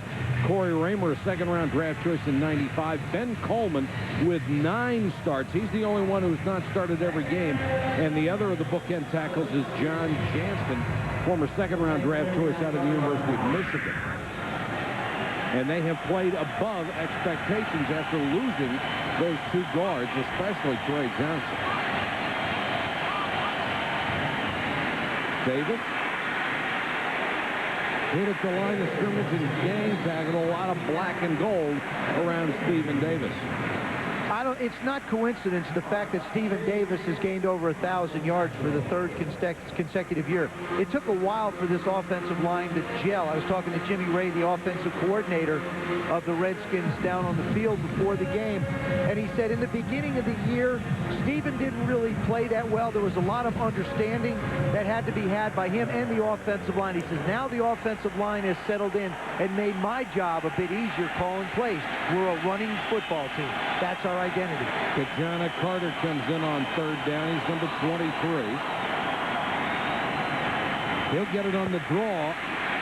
And the Redskins run in more 3rd and long and 2nd and long situations than I think any other team in the league. Well, that's because of their quarterback. Well, you know, you got to live with the quarterback. I understand what you're trying to do, but when you've got, to me, you've got receivers that are 5 inches taller than the defensive backs they're playing against, and these guys are big and strong and physical, and a staple of the West Coast offense is quick post. I would try and get the football to the wide receivers, and to me, it appears like Tony Banks isn't real happy with that either. Conway will try from 53. He's got the leg. He's hit a 55-yarder this year. On the way, hit the post and went over. It's good from 53. Exactly, 53. 53 and a quarter, it's no good. Quite a kick by Conway. This is beautiful. Watch this, the doink check. Well, you don't usually get this kind of a bounce. Look at that. It hits right in the middle of the ball, and it skips forward. Hit the belly of the ball and went through. Turned into a spiral going through. Sit down to Susie Culver with a special guest. Susie? Mike, Branford Marsalis played the national anthem. He'll be performing at halftime. Long-time States fan, so if you bleed the gold and black, what tune would you play to represent this season? Oh, this is a tough season. I don't know. Probably St. Louis, St. James Infirmary, because we had a lot of injuries, and we just didn't have a lot of luck going our way. We shot ourselves in the foot a bunch of times. More with you right after the kick. Mike? All right, Susie, thanks. Michael Lewis will drop deep. The Redskins have tied this ball game on a 53-yarder by Conway. Exactly. One of the reasons the Redskins offense is so conservative, they are 30th in the National Football League in passing. Low line drive kick knocked down by one of the up men. The ball is still loose. Lewis finally picks it up, and he didn't have a chance. Buried inside the 20. Let's go back to Susan. Bradford, explain to us how you've spent a lifetime around this team. Yeah, my dad used to play piano in Al Hurt's band, and Al Hurt's band used to play on the sidelines from the inception in 1967 when it was at Tulane Stadium. So every week we would be there just hanging out watching the Saints and cheering for them. And they were really happy with that. So this season was a disappointment, but not nearly as bad as what we've seen in the past. Thanks for spending some time with us. We love your work. Thank you. Mike? Thank you, Susie. If he's been a long-time Saints fan, we know he can withstand incredible pain because they were lousy for a long time. Best thing that was Al Hurt's band. That's right. And then Jim Moore came along and really turned the franchise around. Williams on the delay. The Saints have all of their timeouts. Ball came loose. No whistle yet. I thought he was down. If they call this a fumble, you would have to think that the Saints will review it to see if he was down, because I didn't hear a whistle. We have another discussion. And it's Redskins football. And Ricky Williams is hurt. It looked like Marco Coleman got the shot on him that shook the ball loose. Here comes Ricky Williams. He did little stutter steps, and he gets hit right in the right knee. And the question is... Right there, his knee is down, and then the ball comes out. And he's hurt. There's another angle from it. The right knee goes down. I believe his knee is down, and then he lets the ball go. It looks like that's close when he gets hurt. It is very close. And remember now, you got to be... He's limping off the field. Look at the size of those legs, though. Yeah, but he got hit right in his right knee. And the question is his knee down? The knee is down. The ball is out. Jim Haslett, in his 2 years as head coach, has challenged 10 calls. He's only been successful on one. Here it is. Right there. It's his right knee. Is his right knee down? All right. Right now, his knee is down. Okay, you can see it right there.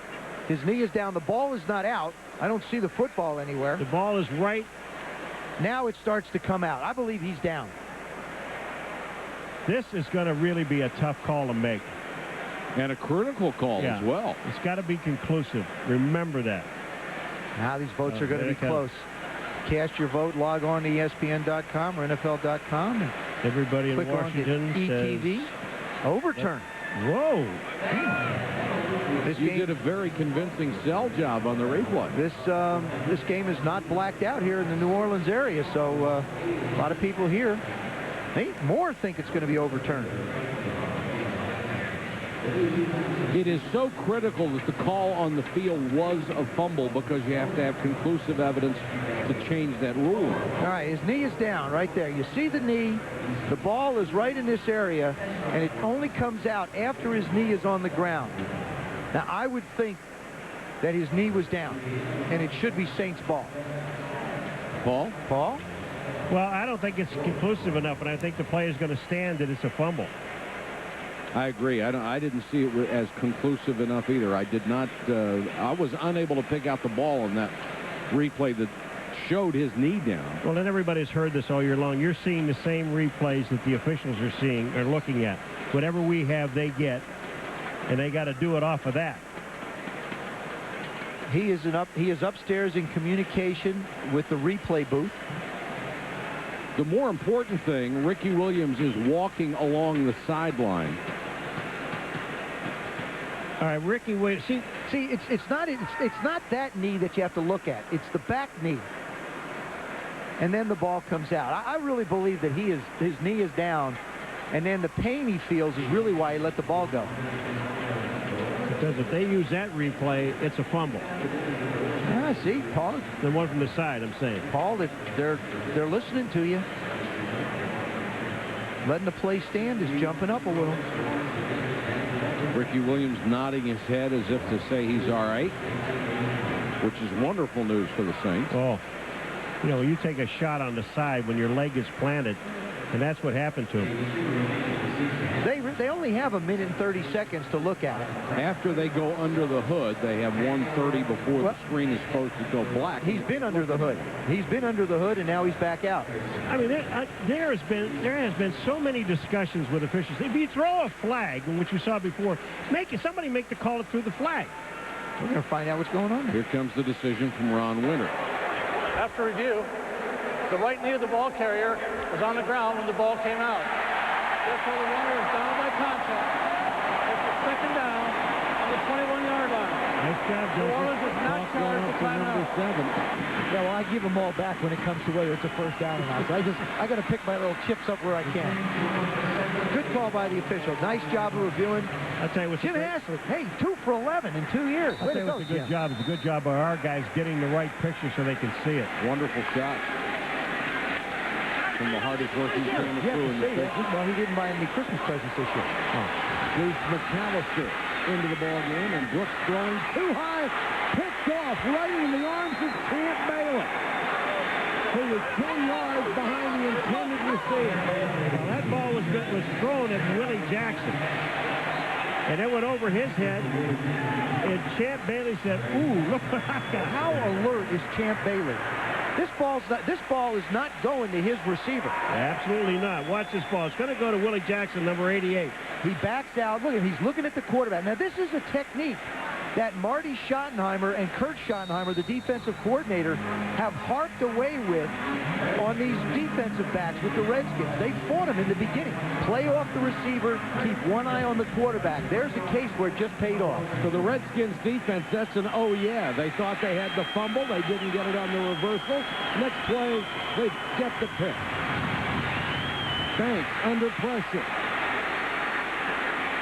15 and out of bounds. Good scramble by Tony Banks. There's the teacher and the pupil. Darrell Green will come back for another year, and Champ Bailey continuing to learn and learn. I loved it yesterday. We were talking to Darrell Green and Joe said, well, you know, when you're playing in the slot as on the third receiver, that's a lot easier, a lot harder because you got all that field. And he says that corner was easy for you because you got the sidelines. Let me tell you what, he didn't agree. We'll be back in a minute. 2-minute warning. Tied at 10 in New Orleans. The Redskins and the Saints in Washington after the interception by Champ Bailey. Has it second down at the Saints' 14-yard line. 2 timeouts left. Both wide receivers to the near side.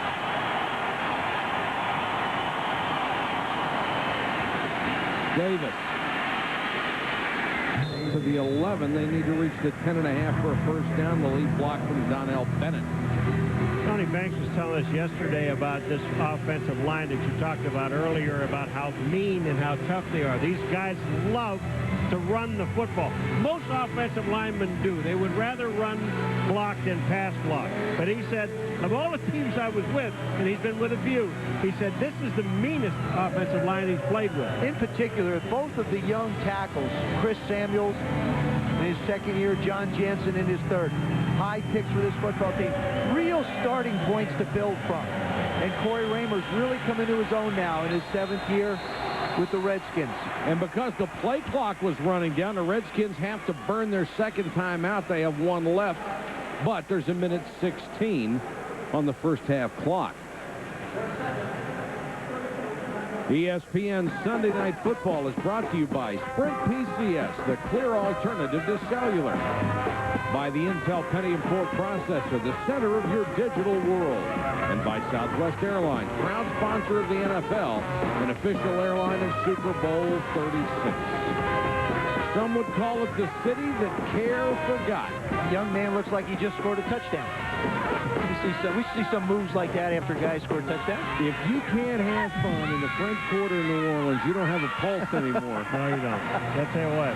They're the best barbecue shrimp the world has ever known. Pascal's Vanelli. Oh, man.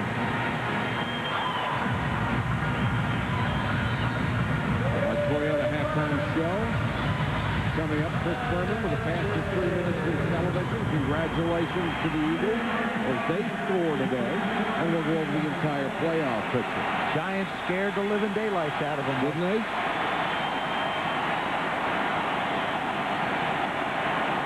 Everyone in tight.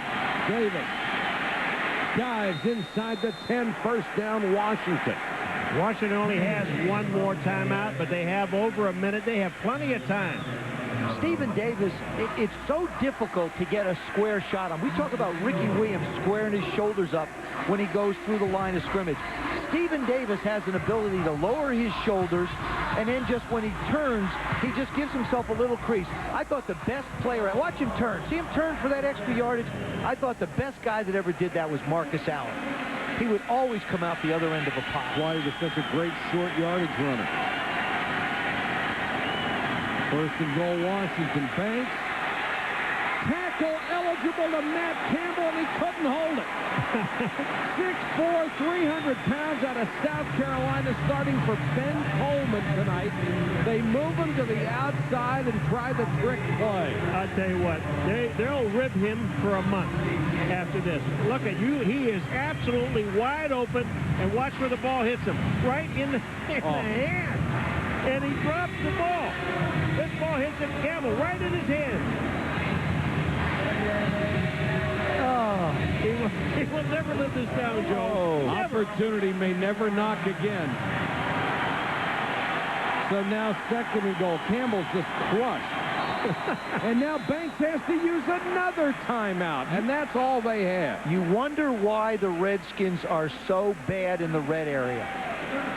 It's because they can't get plays in time. And that's an excuse. Some offenses have very wordy plays, and it's difficult to get the communication from Jimmy Ray down to the sideline, from the sideline down into to Tony. The fact of the matter is, this is the 15th week of the season. Tony Banks has started 13 football games. The coaching staff and Tony have got to do a better job, and I believe it's the responsibility of a quarterback to really be in charge in the red area.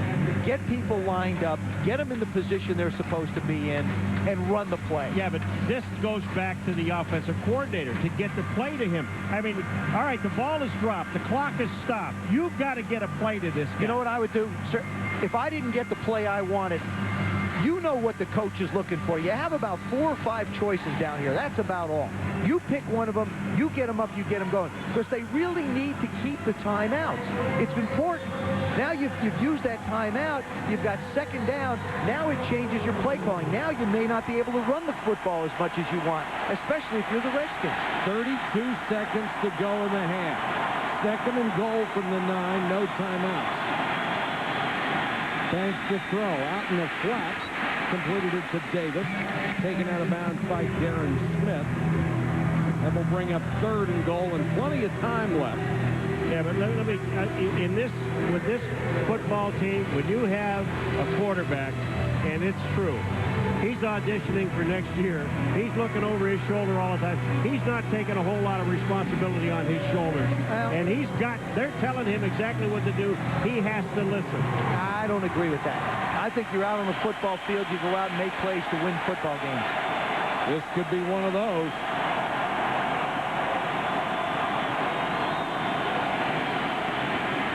Banks under pressure. They got him back at the 8. They've got to get the field goal team in there because they don't have any timeouts. But the clock will stop because they sacked the quarterback. Leroy Glover with his 7th sack. They really don't need to hurry. Plenty of time. 16, 15 seconds.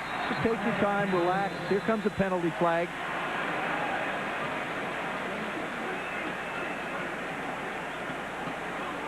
It's against the defense. And it doesn't matter. Delay of game against the Saints defense. I believe he might have kicked the ball. One of the Saints might have kicked the ball. Delay of game. Number 59, defense. Intentionally kicked the ball after it had been spotted for the snap. Keith Mitchell. Half the distance to the goal. 4th down. Mitchell, the linebacker. It doesn't make any difference. The only thing it does is stop the clock, but they still had 14 seconds to get this off anyway. You're absolutely right, Joe. They didn't have to hurry. No, they had plenty of time. Conway, who made a 53-yarder earlier, will try this one from 22. Well, Mike, what do you want to do to him? Can't miss these, can you? Oh, not at all.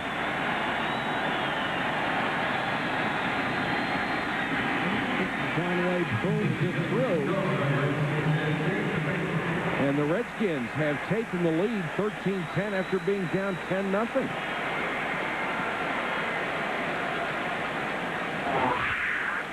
Davis and Williams, the key to both offenses. And pretty close. 61 for Ricky. Stephen with 44. Ricky Williams, this evening, the more both of these guys carry the ball, the better they get. They get stronger. Ricky Williams, I don't know, when he gets his shoulders square, how you stop him with one person. You look at him when he's running just north and south.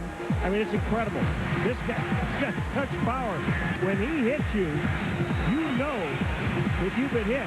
It's very rare that you'll see one guy bring him down. He's listed at 236. If he is 236, he runs a lot harder than that. And I really believe he has met the challenge of Deuce McAllister. The Saints went out, drafted Deuce McAllister in the 1st round because they didn't really know how healthy Ricky would be.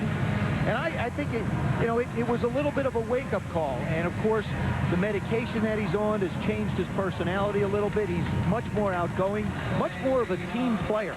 But Deuce McAllister, with that screen he took for the touchdown, showed us just how valuable he can be. Redskins with a squib kick. Saints having a tough time picking it up again. And here is going to be a flag for a hit on a defensive player by the Redskins on special teams. Absolutely no need to slam yourself into a guy who was laying on the ground and not moving. We're seeing a classic example of why offensive linemen should never, ever, ever be allowed to touch a football. Well, they should also never try and field it. Get out of the way. Yes, and it's twice now that they've knocked the ball down and almost lost it. Roughness. Number 20, the kicking team. A 15-yard penalty and a 1st down. And Michael Bates, being a return guy himself, ought to know better than that. That was just a vicious shot. Number 20, lower part of your screen. You see him come flying in with the shoulder. I'll tell you, it's interesting. Michael Bates is a kick returner. And you would think that there would be a little bit of respect for another kick returner. And that you don't go in and take a cheap shot at a guy. All you do is put your hand on him. Now, here's the problem you have. Aaron Brooks has got a pretty strong arm.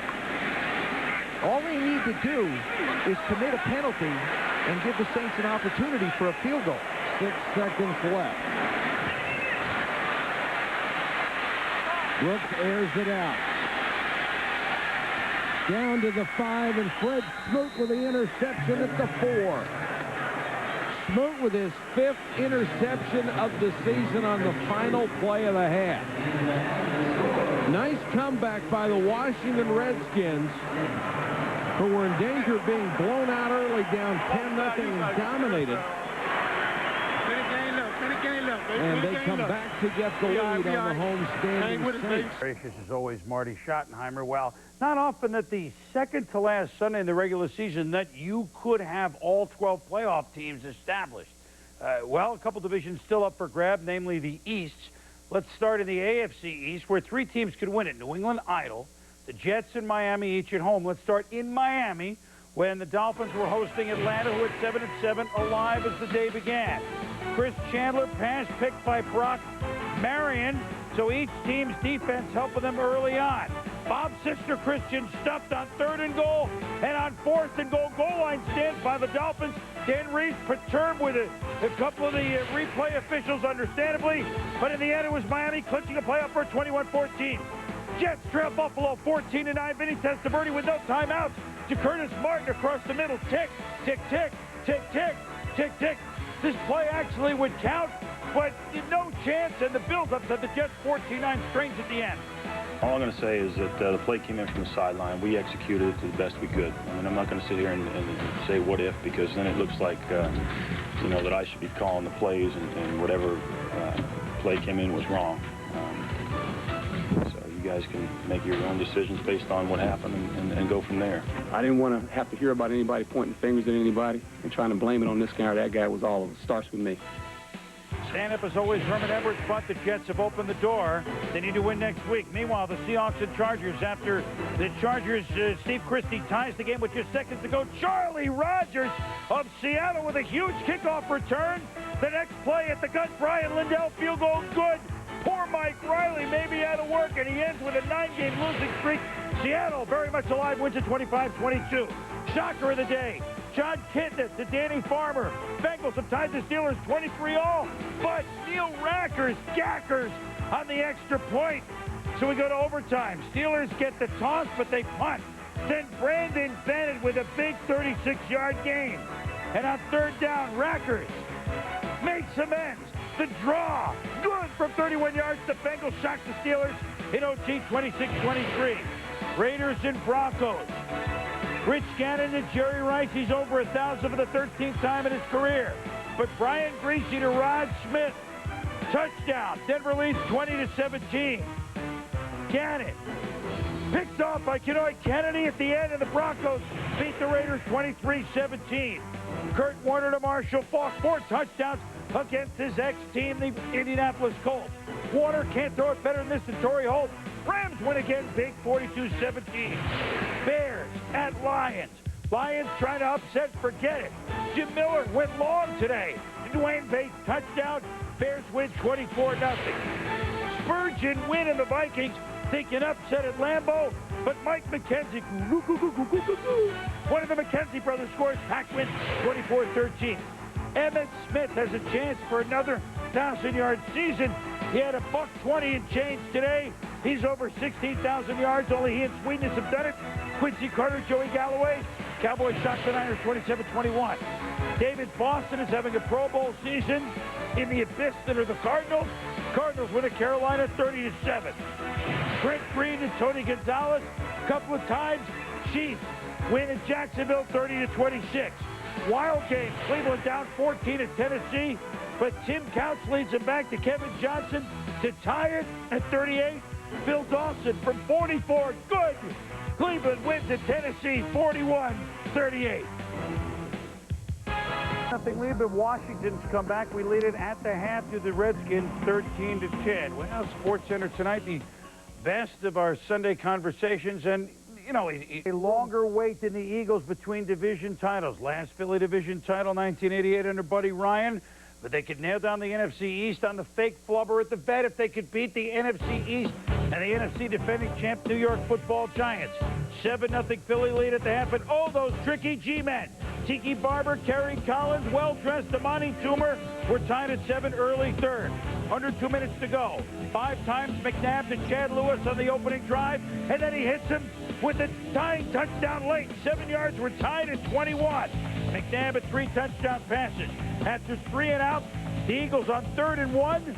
3 and out for the Giants. McNabb with a sneak for the first down. Michael Strahan sitting on him. It's a delay of game. 5-yard penalty. Setting up with 11 seconds to go. David Green Acres is the place to be. 35-yard field goal. The Eagles with 7 seconds left needed 24-21. But after no return on the kick, Collins to Tiki Barber. Now watch this beautifully executed play to the speedster Ron Dixon. Midfield, 40. Oh my goodness, he could go. Oh, just yards short. But the Eagles make the tackle. The Giants were game, but their reign ends, and the Eagles have swept the Giants in 2 scintillating games. Here's the playoff picture. All 6 teams in the NFC are in. St. Louis has won their division. They need to win next week to nail the 1 slot. Chicago could be 2, they could be 1, but Green Bay can still catch them in the Central. Philly and Tampa will play the next 2 weeks. Green Bay and San Fran, if they both win, it would be Niners at pat. Pittsburgh has secured home field. We did a little more investigation from primetime, and Oakland with a win next week would keep the 2 seed. New England has the leg up on winning the East and the 3 seed. If Miami wins next week, they'll do no worse than 4. Baltimore, Jets, Seattle. But in a bunch of 9 and 7 ties, it goes Seattle's way, a 3-way tie, and the Jets are the odd man out. 13-10 Skins over Saints at the half. Football. Susie mentioned something earlier about Tony Banks saying he's been auditioning for 15 weeks. Nothing's changing now.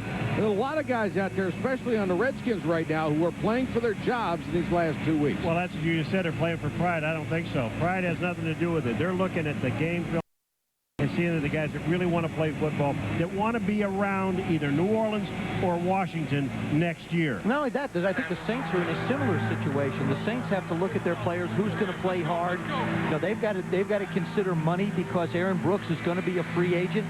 So you've got to look at some players and say, okay, is this the kid that we want to spend $30 million on? Who are we going to have to keep? Who can we keep? Who can we restructure deals for? Do you keep Jeff Blake, who's the highly paid backup quarterback? Another short kick picked up by the backup fullback, Brian Johnson. There is a marker down. The other thing, the Redskins may go out and hire a general manager to run the personnel department for the Washington Redskins. That won't go over very well with Marty. I know we talked to Marty on Saturday, which was yesterday, had a chance to visit with him and asked him the question regarding a general manager, and he said that he and Mr. Snyder have an agreement. Number 31 of the kicking team. 15-yard penalty and a first down. And that when the season is over, he and Daniel will sit down and discuss it.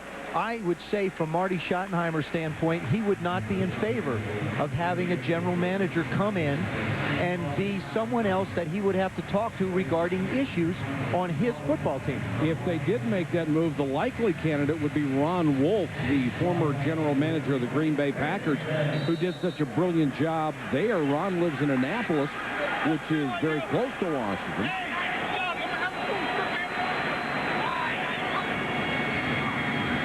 Redskins start the second half with a 3-point lead. Davis underneath. Dives down to the Saints 44. Take a look at what our stars have done in the first half on our game track. Tony Banks has thrown for only 58 yards and had a pick early.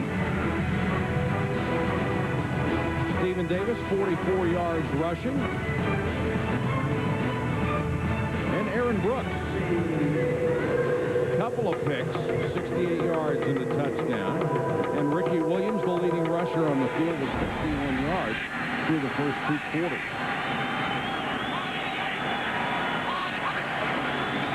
Davis on the toss behind Bennett. Nice cut by Stephen Davis and a power run down to the 32. Ricky Williams and Stephen Davis tonight will both get over 100 yards. I mean, and the smartest thing they can do on both of these teams is run the football with these guys. He does a nice job. Strong safety, Jay Bellamy, Sammy Knight, both of them trying to get up around the line of scrimmage. If you don't hit Stephen Davis square, it's the same thing with Ricky Williams. You don't hit him square between the numbers, you don't stand a chance. You're just going to sort of bounce off him. 1st and 10. Davis again. Inside the 20, dragging Saints defenders with him to the 11. Did you see the quick move he made right at the line of scrimmage?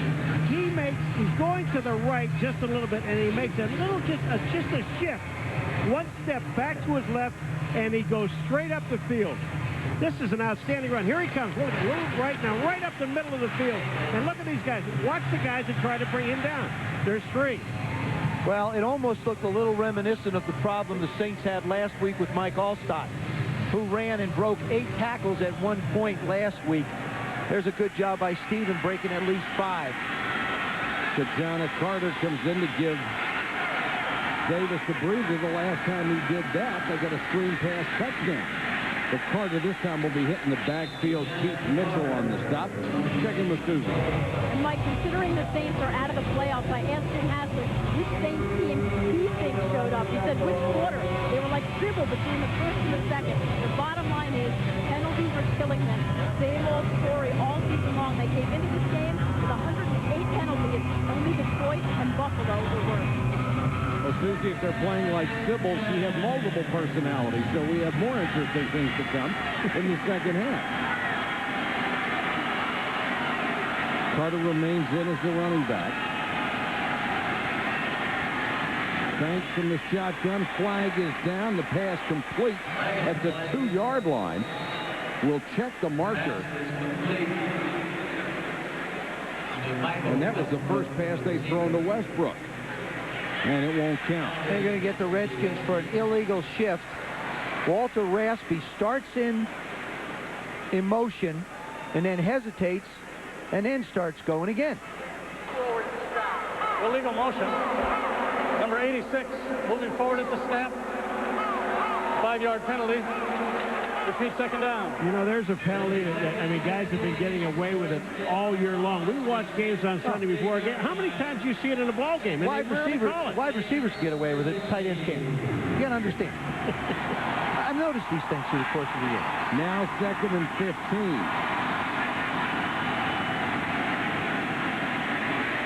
Banks. Incomplete, throws the bullet to the corner, intended for Gardner. Mathis was there. And that's one of the problems you have in the red area. What happens when you get in the red area, all the holes that you have to throw through are compressed. And if the receivers don't run precise routes and get exactly where they're supposed to be, or I think in the case of Tony Banks and Rod Gardner on that play, aren't where you think he's going to be, you just don't get positive results. Tony Banks just cuts this thing loose, and Rod Gardner is nowhere near where either he was supposed to be or Tony expected him to be. Stephen Davis receiving attention on the sideline on 3rd and 15. So Carter remains in. Banks double clutches. Does that in the flat. The ball comes loose. The Saints have it. Now they're going to say incomplete. Donnell Bennett was whacked by Darren Smith, and he shook it loose. This is one of those plays when you hear people say you hang somebody out to dry. This is exactly what happened. Only thing missing here was a close pin. Oh, I mean, watch this where he hangs the ball up, and watch the linebacker just time this perfectly. Bennett gets it, and then he gets whacked, and then he gets drilled into the carpet. Donnell Bennett's dry now, Paul. Well, what a shot by Darren Smith.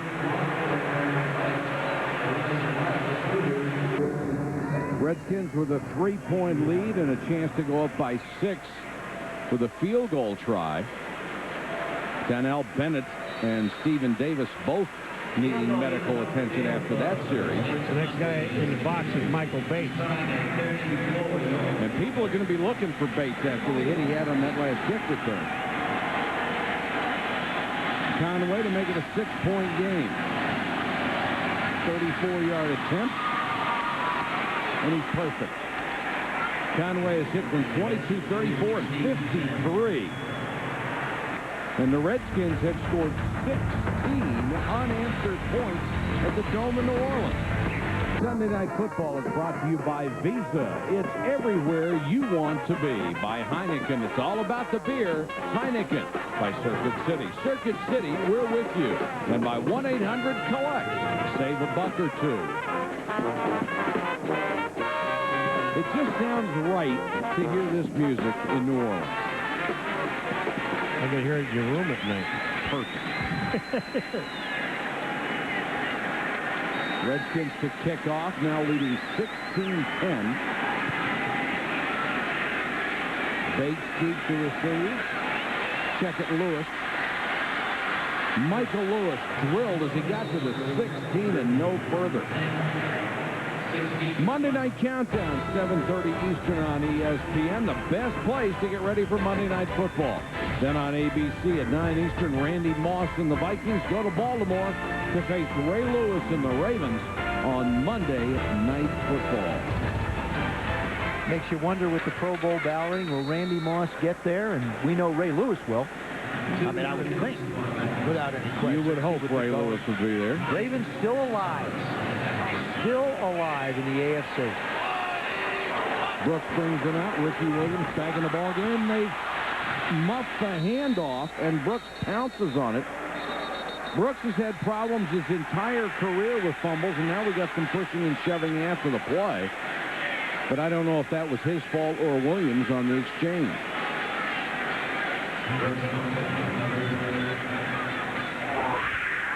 Saints offense going downhill the first two times they touched the ball. It resulted in 10 points.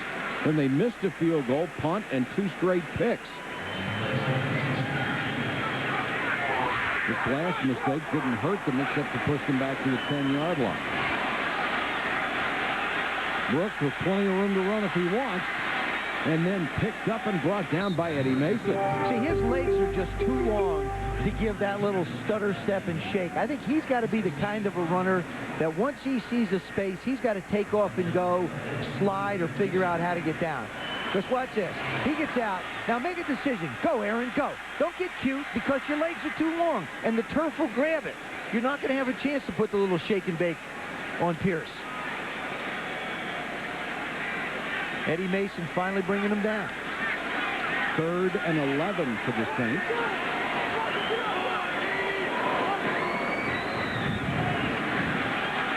Pressure coming. Brooks hit as he throws it. It's intercepted by Wilkinson. Big Daddy with the gift, and who gets the hit? Darrell Green, who will be coming back for his 20th season. He hasn't gotten many hits that resulted in interceptions in his career. He's used to picking them off, but they sent him on the blitz. Aaron Brooks was as lethargic as you could be. There's no sense of urgency. You're hanging there.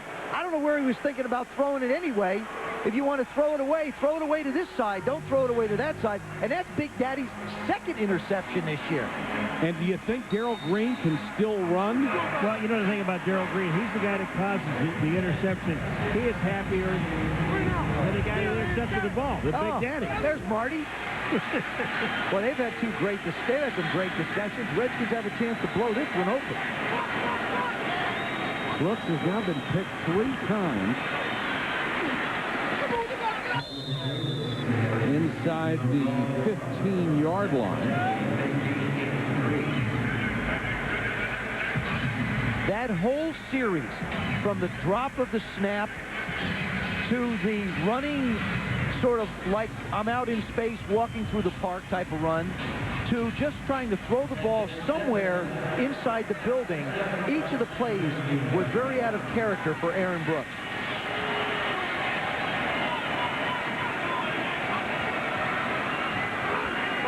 Banks, Flemister out in the flat, and the big tight end hit hard as he got inside the 10 to about the 9, about a yard shy of the first down. Jay Bellamy with the big stick. One thing about this New Orleans defense, though, is once you do make a catch, they make you pay. I mean, the most successful thing that the Redskins have had going for them is Stephen Davis. And please don't get away from that. No, they won't. I don't believe they can. Down here, though, if you're going to get, you got 3rd and short now. Gee, I wonder who's going to get the ball. Last time on 3rd and short, they went right up the middle with Davis. Just like that. And the same result. Darren Smith makes the stop. First down. Do you come back again and give Matt Campbell just one more try? No. I didn't think so. I'm telling you, Mike said it right. He had his shot. He had once in his lifetime. That's it. I'm looking at it this way. Put Big Daddy Wilkinson out there. He's got 2 interceptions. You know he's going to catch it. He's proven he can grab it. Let him go do it. Redskins now first and goal just outside the 7-yard line. Since it was 10-0, they have been rolling on offense, and their defense is totally shut down New Orleans. And again, here is another situation where they're deep in Saints territory and have to burn a timeout because they can't get the playoffs.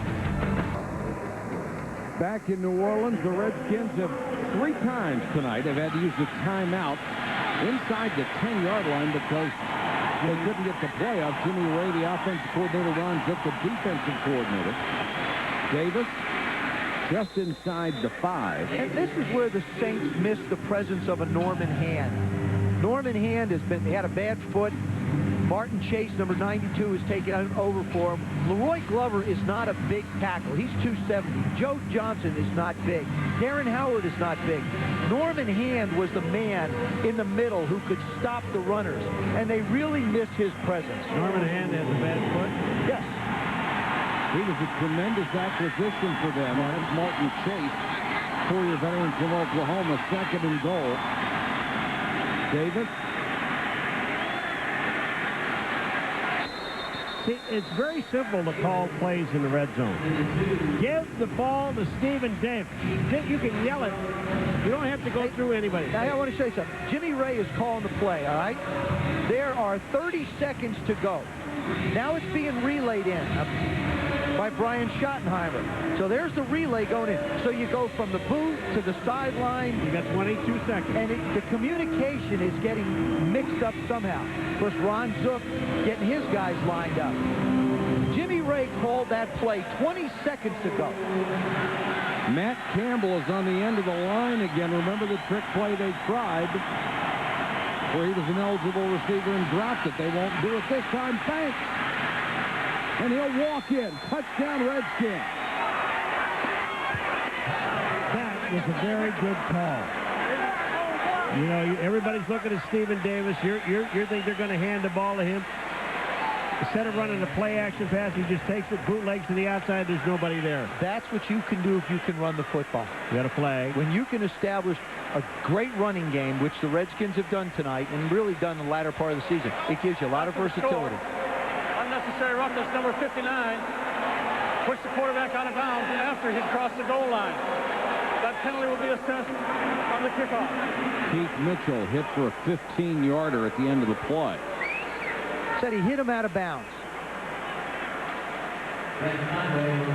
Oh, come on. Will you? He touched him out of bounds. Give me a break. I mean, they're really, the officials are really crossing the line when it comes to two-hand touching guys and giving you 15 yards. The point after is good, and the Redskins have scored 23 unanswered. Darrell Green set up this touchdown with a great defensive play, blitzing the quarterback. Turnover, the Redskins only had to go 18 yards. They played with a short field much of the night. And they've scored 23 straight points as Tony Banks took it on a bootleg and scored. And now the Redskins will kick off from their own 45 after that incredible 15-yard penalty at the end of the play. And Conway just creams it out of the end zone. Down to Susie for more on Darrell Green. Susie? And Mike, it's kind of interesting, his reassessment of retiring. He considers himself a very observant guy. So he said he looked at other players, what they've done. He felt that he could be a much bigger asset to his foundation if he continued to play. He also said the community has encouraged him to stay in the game. So he looks at it like he's a rental car. You know, you want to bring it back on empty. And in his case, he says when he pulls it into the lot, he wants the car to be running out of gas. So he's going to keep playing. So he sees he can't. And right now, he believes he could be starting on a lot of teams in the league. And Susie, I agree with him, and I think there's a lot of gas in the tank left. When he comes back next year, he will only have to play 5 games to set the NFL record for most games ever played by a defensive player. That record held by Jim Marshall right now. Williams with a catch goes up to the 26, 27-yard line. Darrell Green came out of Texas A&I as a first-round draft choice in 1983. He has 54 career interceptions, was picked for 7 Pro Bowls, and I think would have been selected to a lot more, but he never bothered to promote himself. Darrell Green is not a talker. He runs a foundation in Washington, D.C. that has benefited hundreds of children. And one of the reasons he is coming back next year is to keep his name more in the public to benefit his foundation. It's not about him. It's about the kids he helps. And he is just a tremendous guy and one of the best football players that ever played this game. Brooks tripped up. The sack will go to Marco Coleman. We're starting to hear a few boos here. One other thing about Darrell Green, you know, he said he isn't a talker. He said when you sit down and you talk to him, he can out-talk Joe. Now, he can't. Yes, when he sat down yesterday, you kept quiet, and he kept talking, and I'm going to tell you something, and you listen when he talks to you. There was one other point that he made when I had a chance to sit down with him and do the on-cameras for Countdown today. I asked him, I said, did it ever cross your mind that you might not be able to play this game? He said, no. He says, I've never doubted my ability to play this game, even at his age. He is still the fastest man on the football team, and one of the fastest in the league. Brooks, under pressure, goes to McAllister. And McAllister just tripped by David Terrell. I'll tell you, this is the perfect throw to the outside. The boos are now cheers again. I mean, they forget. Gone from boo to deuce. Oh, yeah. And you look at where he throws this ball to the outside. Look at it. And that shows outstanding hands by Deuce Staley. Deuce McAllister. Well, that's the kind of mismatches you're looking for. You want Deuce McAllister on a safety so that he can take it and use his speed and his quickness. Joe, does Aaron Brooks have an arm or what? Oh, he's got a rocket. He's got to move with more of a sense of urgency. He seems to get lulled down a little bit every now and then and get lethargic a little bit. And now the Saints have to use a timeout. And it's that kind of body language that he doesn't need to show to his football team. That is a sign of frustration. Jog off the field, go over and find out what the coach wants, get on out there and get the job done. Doesn't look 41, does he? Nah, he still looks like a kid, still plays like one. He said he could start for a lot of teams, and he's right, he could. I think it's frightening when he said, I'm going to be playing at 42. Brooks. Incomplete. Smoot with a coverage on Willie Jackson. Don't look, Willie Jackson. This was just outstanding coverage. I don't know if you could have caught the ball anyway. Yeah, but I love the way Smoot closed. He showed me something on that play. Willie Jackson was open, and Aaron Brooks cuts this thing loose, but watch him close. He closes and gets up in the air to make a play. That's when you know somebody has quicks, when they can let a receiver get ahead of them and then close the distance when the ball is in the air. Wears Deion's number, walks like Deion, runs like Deion. Doesn't play like Deion. Not yet. He will. Draw play, Ricky. Boy, just lowered his head, got an extra 3 or 4 yards into Redskin territory just across the 50. Antonio Pierce with the tackle. Why has it been so difficult for Aaron Brooks to throw the football? Because of those two corners, Champ Bailey and Freddie Smoot. Each of them 4 and 5 thrown to, just meager completions, interceptions for both of them, and no penalties. Of course, I don't really think they've been challenged outside much. They haven't. So, I mean, and not really that deep where they're going to get called on penalties. And Joe Horn certainly hasn't been much of a factor. 78 catches for Joe Horn this year and has disappeared under Champ Bailey's umbrella. Brooks, good play fake. Pierce after him and got him. You know, the rookie Antonio Pierce, who can really run. Well, he had Joe Horn open, and they didn't throw it to him.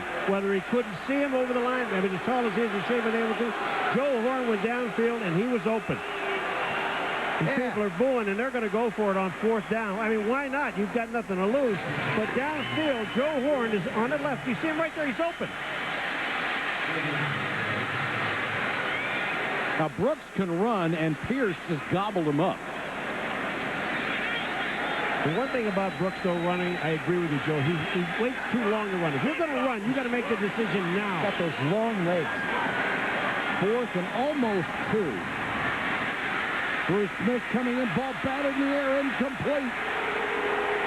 Marco Coleman got the hands up and stuffed it, and the Redskins will have a short field again. You know, it just amazes me when I'm sitting here watching, and we're sitting here looking at these guys. Ricky Williams, on one play, gains 9 yards. And then they go back and throw it 3 times. I mean, come on. Give the ball to the guy that can get you the yardage. That's a great point. And I'm looking at the Redskin defense. I'm looking at Bruce Smith, 17 years. Marco Coleman, 10 years. Gerald Green, 19 years. I mean, this is a football team that has some great experience. And then you look at a LeVar Arrington, who's going to be special. Freddie Smoot. It's a nice combination of youth and experience that Marty's put together. Redskins have started 5 straight drives in Saints territory, and Tony Banks has to use another timeout. Well, they had Rod Gardner was in the wrong spot, so he had to move him over. But you're coming after a turnover, and you're not ready to go out on the field? It's the 15th game of the season. You'd think you'd know where you were supposed to be. They've used 3 of them in the red area. Now this one, as Paul says, comes out after you get the ball back. Tomorrow night on New Year's Eve, the 2001 bowl season continues at 4 Eastern on ESPN. The Mountain West champs, the BYU Cougars, will take on the Conference USA champion Louisville Cardinals in the Axel Liberty Bowl. For more, log on to ESPN.com. All right, Michael, quick question for you. Uh-oh. All right, what college team didn't make a bowl game this year? Citadel? How'd you guess? The only one. Everybody else is playing in a bowl. Your team is not playing in a bowl. I forget about them. Look at the face of a warrior, Bruce Smith. You mentioned all the experience. All those guys are still very productive for Washington. We don't even have a coach yet at my place. Sidearm by Banks. This one's caught by